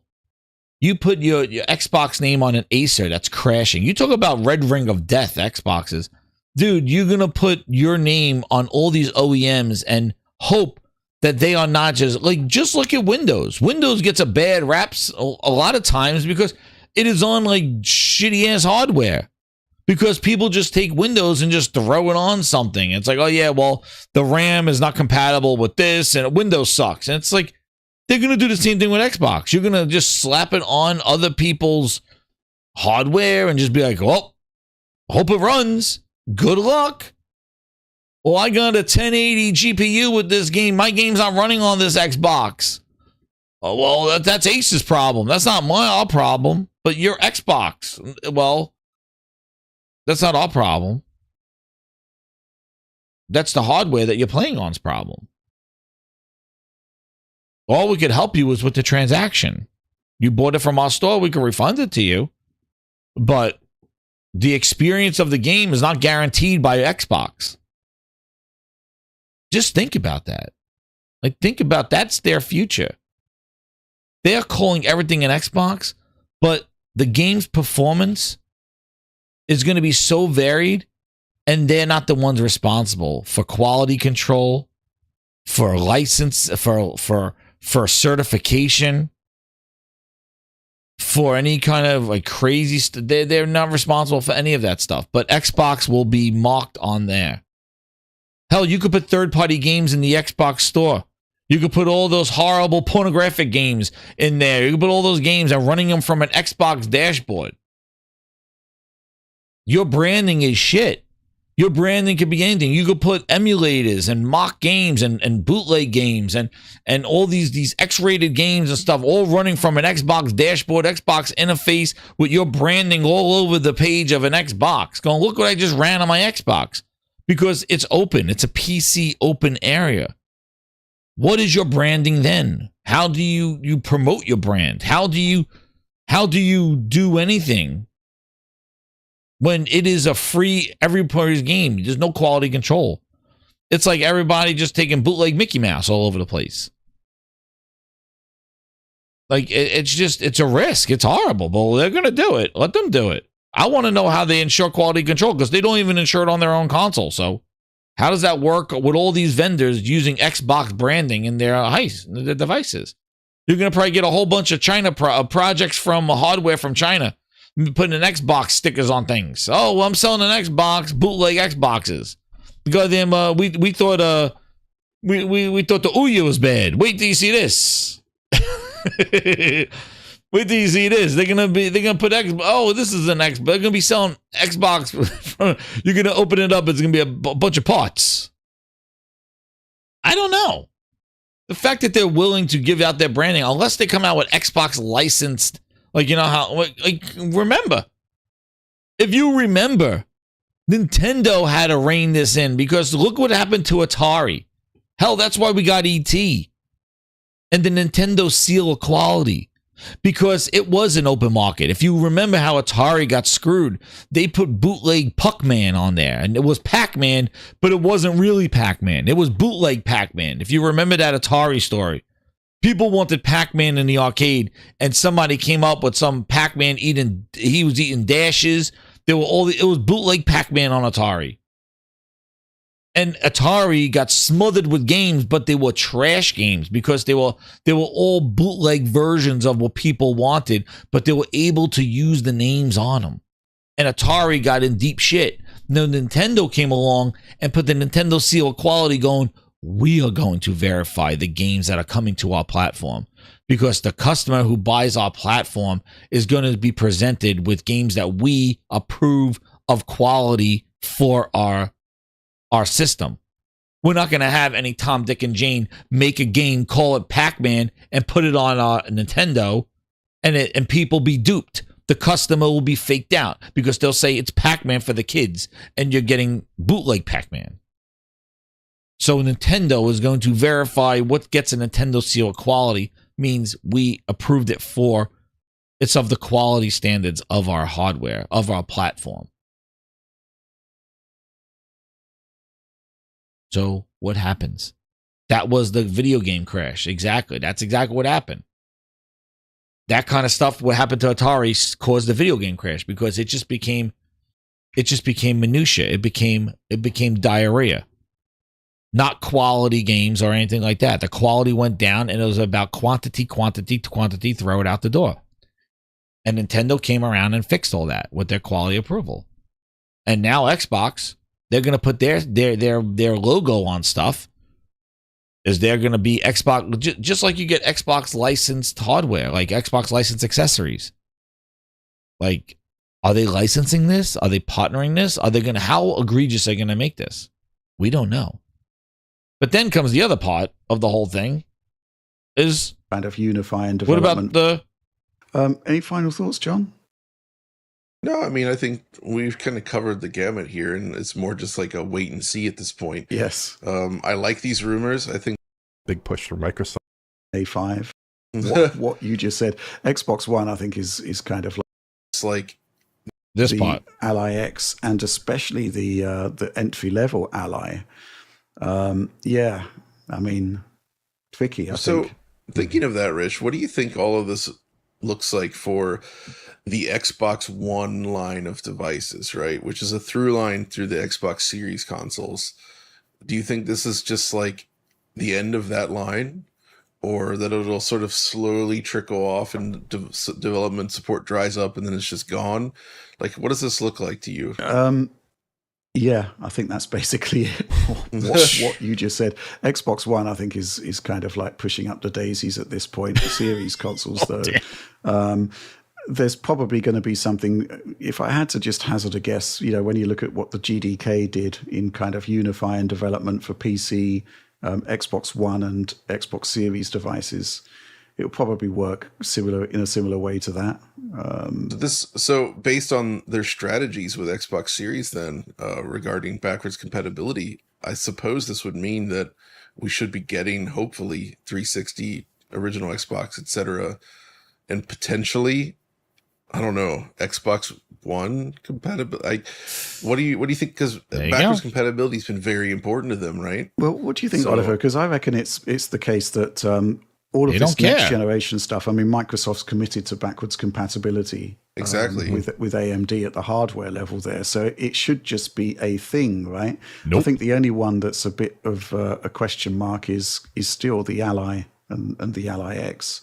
Yeah. Right? I wouldn't expect that for the Ally device that there would be backwards compatibility support. Certainly not initially, if ever. That would be a concern. I mean, I could see something down the line. Maybe they could work something out, get a 360 emulator, get an original Xbox emulator working on that device.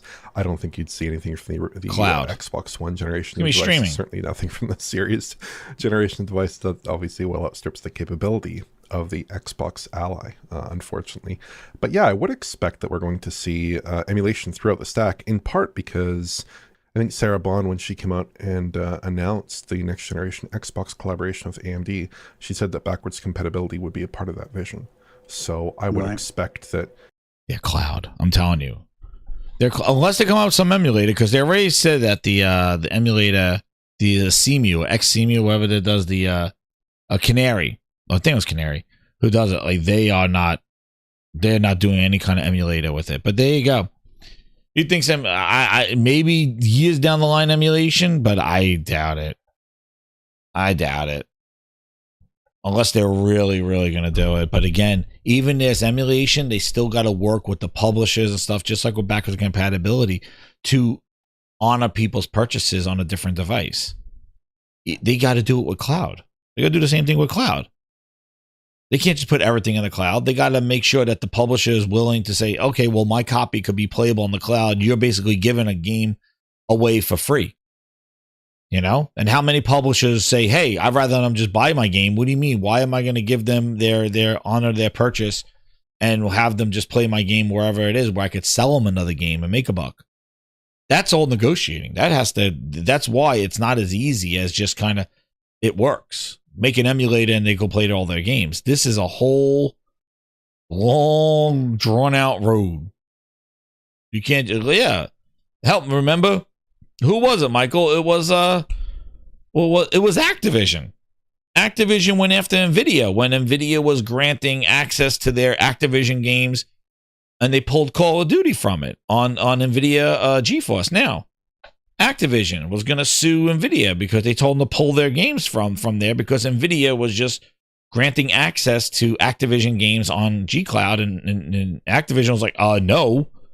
We want people to buy the game on any device. We don't want them to play G Cloud all over the place.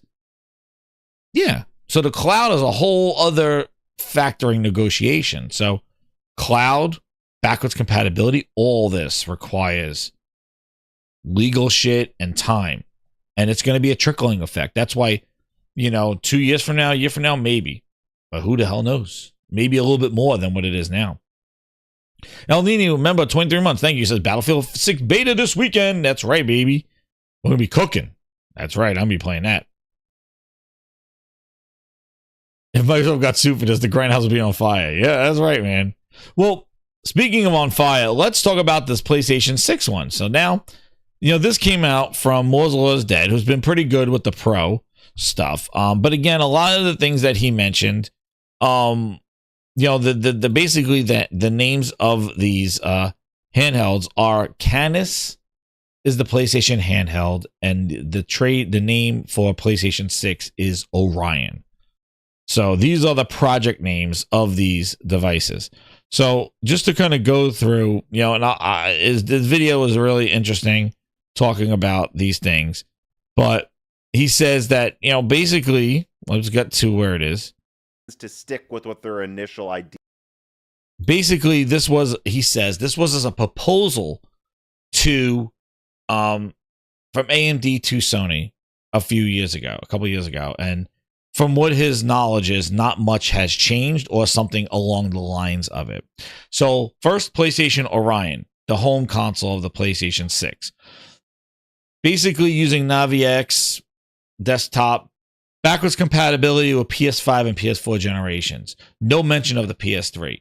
Now, knowing what we just spoke about, of what the situation may be with this Xbox, Magnus being a PC and all this other stuff, I think backwards compatibility and the library, like Phil said, they lost the worst generation of people's digital libraries. Digital libraries is a thing, and it's important.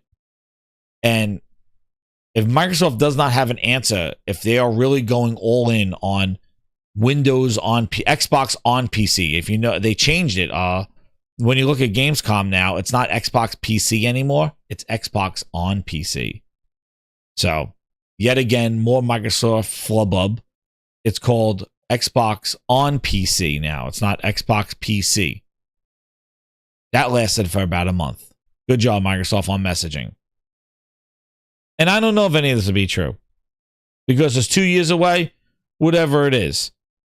But the things are about the TDP 160 saying that it may be, it's going to be about 2 times powerful more than the Pro. I'm going to use like the latest stuff with the RDNA and all this other stuff. Again, I'm not going to go too much into all the tech because who knows if it's real. 3 gigahertz, 3.5, how many cores. I said it's about the games. People don't buy the hardware.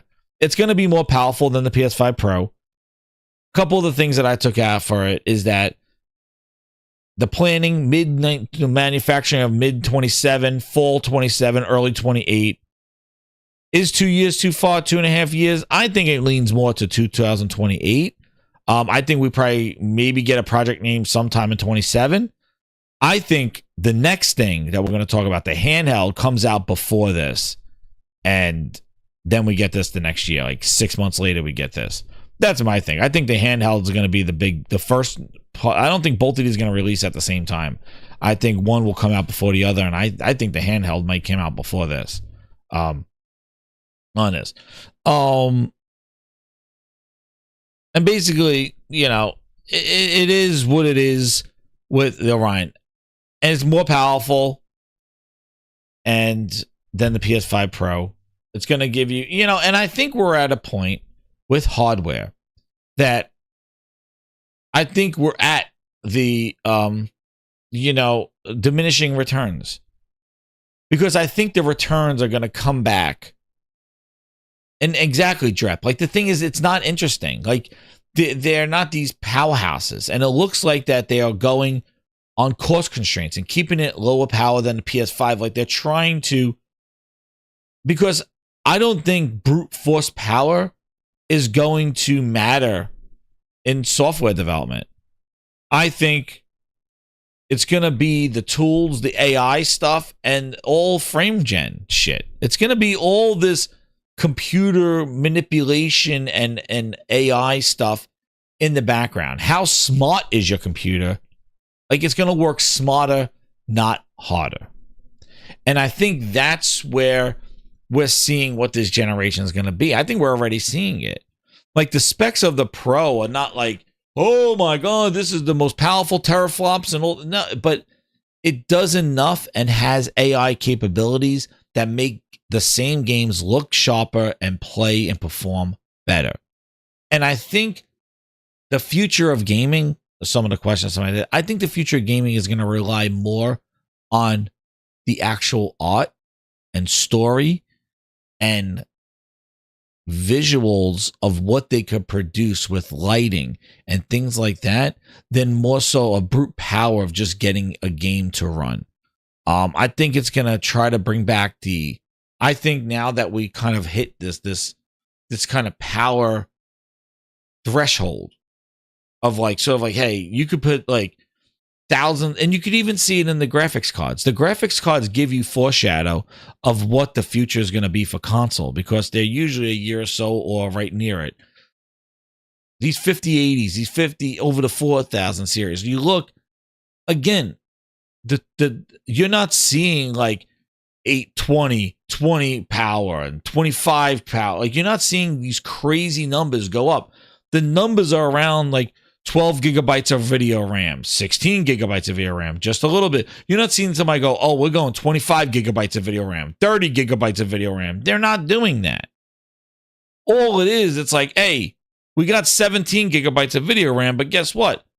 We got some AI programming in here that is going to give you better frame gen at sharper resolutions with ray tracing turned on. So you could take the PC with this thing and turn on all this stuff, and then with frame gen, we're going to get you to the performance that you would never see if you had all the power in the world. If you had 40 gigabytes of video RAM, you wouldn't be able to turn this thing on. But because of our frame gens and our AI and all this other shit software that we got that probably could run on the other stuff, but we're going to put it only on this DLSS frame gen 5 and 4. Basically, you could turn everything up and get the high frame rates that you want. And we're seeing some of that spill over with the PS5 Pro. We're seeing the Pro able to run fidelity, clarity with performance frame rates.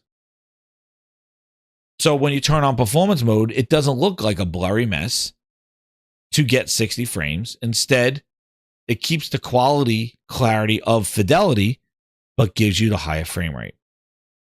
And that's basically what the technology future seems to be from this stuff.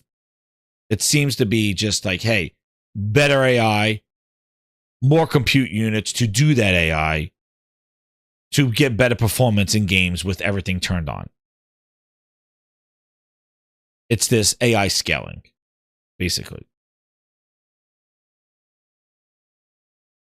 And that's if it's all true.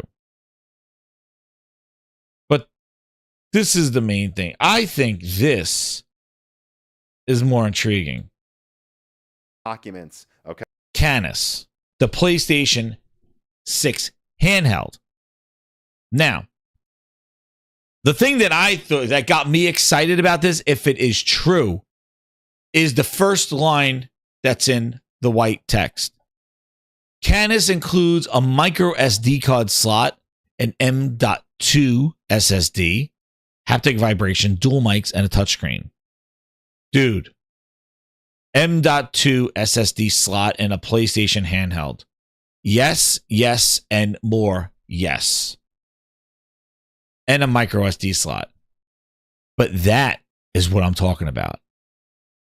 Because the fact that Sony handheld device, I'm imagining a portal that has access to an M.2 SSD that has the features of the PlayStation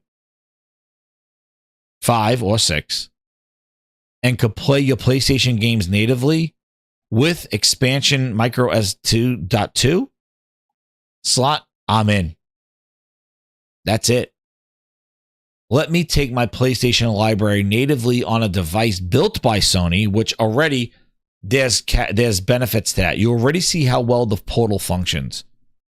Now imagine Sony building the operating. We saw how they done the Vita. We saw the PSP. They got experience in mobile operating systems.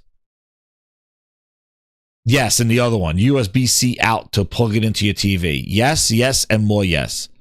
A handheld PlayStation 5 or 6. But most likely it's playing PlayStation 5.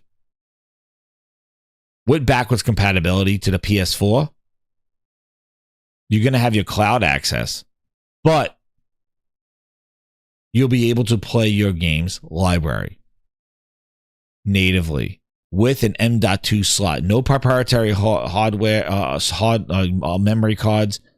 No, like, it's sealed. I don't know if it's upgradable, but M.2 micro SD card slot.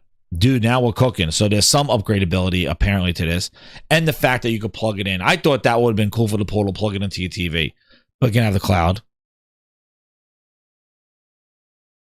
Then you can put M.2 in a handheld. That's what's in all the ROG Ally X's, Crisis, and all that stuff. They have M.2s, whether it's the 2280 or the half one or the full sticks, I don't know.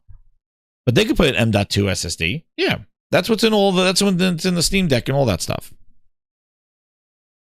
But what's cool is that they're not going to lock it away. They're going to make this thing there. Whether it's upgradable, who knows? Whether it's flashable, who knows? Whether it's extra, who knows? But I like seeing expandability in a Sony product, like a Sony handheld. That's awesome. And the fact, 15 watt, it just gets me excited. The reason why is that you have a 15 watt, you have expandable slots, you have Sony building the operating system for the handheld just to play games. It's not a Windows device trying to be a gaming handheld. It's like a Steam Deck, but it's a Sony deck. That means battery life, cost, performance, games. And that's what got me more excited about this leak than anything. A Sony created hardware like the Portal that is native and has the functionality of the Steam Decks and ROG Allies in the sense of being upgradable, but also having the proper power, low power states to save on battery. Because you got to think, these handhelds are a different beast. These handhelds, you do not want them to be the most powerful thing in the world, because if it is, you'll have the lowest battery in the world. You need these things to have balance. They need to give you performance at a low power drain to give you the battery life, because you're running on battery. You're not plugged into a wall like a console or a PC, desktop. You don't have infinite power. You have battery. So you need to make sure that the battery and the performance are all kind of there. And it's the perfect world for what I described of the software, the hardware, the operating system, the Trinity. And that's what PlayStation is giving you.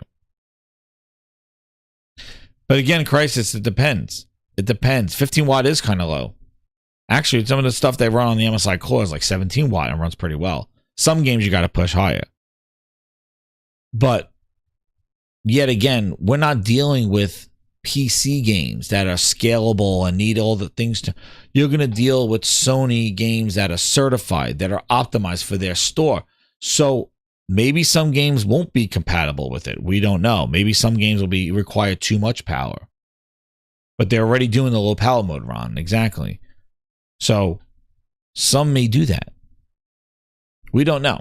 There's a lot that we don't know, and this is years off. But I do feel, and this says, doesn't come off as a powerhouse, but it's more powerful than the Ally X, the Xbox Ally X, which is a Zen 2. Again, We don't know. Sony's working on a low power mode, whether that's for waiting for the handheld and seeing that. But these are the leaks that came out. And this is what's saying what the next gen is. So it definitely seems to be a similar future for PlayStation in the sense of how they want to do and position their console. However, now they're going to introduce a handheld, which could take your PlayStation stuff on the go, which basically is going to be a Portal on steroids with native gameplay of their games. And Xbox is going exactly where we said they were going to go, the PC route, with emphasizing the Xbox app and cloud and streaming for their backwards compatibility. So we need to see where all this goes. It's years away, so anything can change. I think next, I really think that it's going to be interesting. I think Microsoft has a lot more work to do than Sony does in kind of presenting what their future is, because they got a library of games that are not compatible with their future. And PlayStation has a traditional way of going forward with their stuff. So we will see if any of that is true or what it is. Project names. I really think that, this ROG Ally X is going to be kind of the beta of what Xbox future plans look like and what their next console or what thing may be. And PlayStation needs to kind of, keep their IP cooking, rolling out their stuff, maybe adding more capabilities to the Portal or seeing what they do. But I feel that Sony would be more likely to release that handheld probably like 2020, hear about it, project name, maybe the end of next year, roll it out in 27.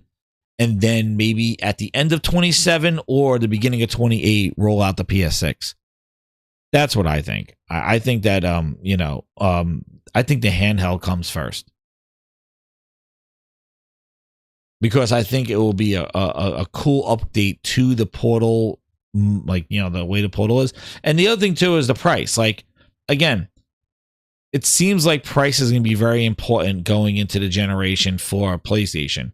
And the thing is that Microsoft specs seem to be just put PC on a box, slap the sticker on a PC and price it away $1,000 and varied prices all over the place. Sony's going to be very specific on their price and stay with it is. He's even suggesting too that it may be lower than the PlayStation 5 Pro, which I don't know. But price is there. They're not just going to go up there. And like I said before, I was like, Sony keeps creeping up to $1,000 and $1,200 consoles. It's like now you're kind of like, now you're in that realm. You got to stay around the lower than what you get PCs for and stuff like that, because then you just kind of, you're out there. Like you got to offer this price to performance. That's the point of a console and the convenience of a console. So we will see what their plans are for it. But Microsoft is they got a lot of work to do, and they got a lot of software and I feel Crisis, the thing Crisis Core, one of the things I feel like what Microsoft is doing incorrectly is I think they're putting their marketing ahead of the technology and status of what they're doing. I think that Microsoft is trying to call everything an Xbox too early, because the features and the stuff is nowhere near any of those devices. The cloud is still in beta. So I don't even know why you're putting this out there like that when your hardware and software are not even on the same page. But you're out there saying this is like the marketing is getting ahead of themselves, as they always do. Their messaging and marketing is ahead of them. And they still don't even know how things are going to work. But they're so quick to just kind of put a tramp stamp on it and say, yep, this is it. Because we said it. It's like, yeah, that's going to bite you in the ass. So I think their marketing makes them fall flat on their face. And they typically are just, I don't even know what they're going to do. But for PlayStation, I think they're just about to start cooking right now. Ghost of Yote next. Start rolling out Solaris. GTA 6 is going to go bangers on there. They got the partnerships with Battlefield 6. So they're going to be pushing that for the holidays. Their shooter.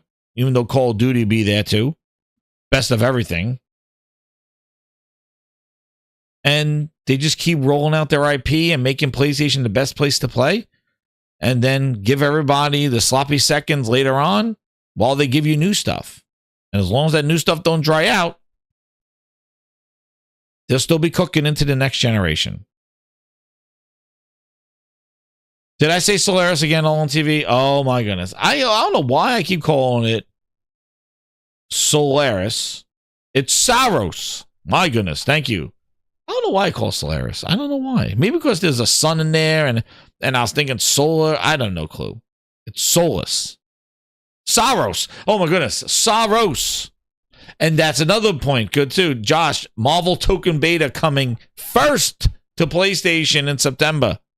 I signed up for it. Dude, that looks... And that fight stick looks fire, man. Hey, that looks good. Sauron. Dude, that game needs to come out and be on my dashboard so I say it right. But Grinders, it's called Sauron. Saros. Saros. That's it. Hey, but Grinders, thank you again, yo. Thank you for all the chats. We're going to be cooking. We're going to get Ask the Gaming Grindhouse. I'll put up a community post for all the VIPs. We got tons of VIPs today, but you hit the target for the new song for the VIPs. Thanks, everybody, for dropping all the VIPs and super chats. I'm going to play you a new song here, released right here, the Console War Anthem for the next gen as we get into it, cooking. And also, Grinders, I'm going to put out that community post for the VIPs to ask questions so that we have a show or a segment where I go through the questions from the VIP and Ultimate Grinders. So hit that Sauron. Oh man, I'm making it on the, that's it. But Grind, hit that like button, share it out. Thank you for an awesome show. And we'll do Gaming Grindhouse question time. So I did them in the middle of the show, so I will do them on another show or in between. But we'll see how it goes. But I'll put the post up there and ask away. And have a great night, Grinders. Great week. Hit that like button. We're going to be cooking for this week. And let's go. Oh, yeah. What? Remember, we saw a real live glazing tonight. Hit that like button. Xbox talking big, but the vibes stay tiny. Flexing Janky Jones, that's the hill they die on slimy. PlayStation roster, cinema in the jewel case. Xbox exclusives, man, I can't keep a straight face. Halo dusty, Forza rusty. Fables turn to fables, trust me. They borrow in the sauce, but the flavor's missing. Even with the recipe, they still ain't in the kitchen. Games on Xbox, still they lose a race. PlayStation Classics, always set the pace. Borrow the crown, but it don't feel right. Flexing Janky Jones, bro, not tonight. Uncharted treasures, Xbox digging in the landfill. They're shopping for clout, we building all with an anvil. Kratos swinging axes, the hero still glitching. We storytelling 4K, they stuck reminiscing. Phil trying to buy the dream, but it don't convert. PlayStation winning hearts, call it concert merch. Janky Jones on the lineup, that's a bold decision. But even in the showcase, it's all there isn't. Games on Xbox, still they lose a race. PlayStation Classics, always set the pace. Borrow the crown, but it don't feel right. Flexing Janky Jones, bro, not tonight. Oh yeah, hit that like button, Games on Xbox, still they lose a race. PlayStation Classics, always set the pace. Borrow the crown, but it don't feel right. Flexing Janky Jones, bro, not tonight. Another one.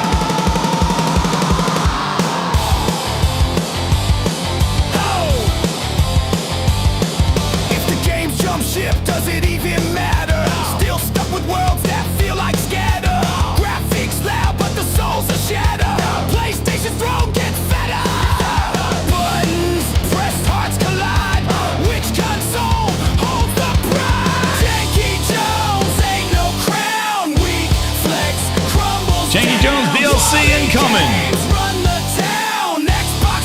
Not playable at Gamescom. Oh man. Cross the lines, merge the streams. PlayStation still builds the dreams. Janky Jones ain't what it seems. Hype dies, Xbox back.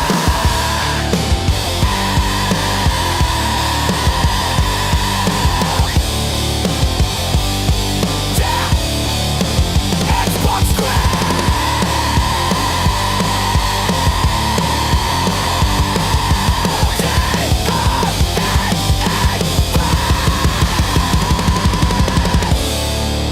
Yeah. Good night, grinders. Thank you again. Double a feature.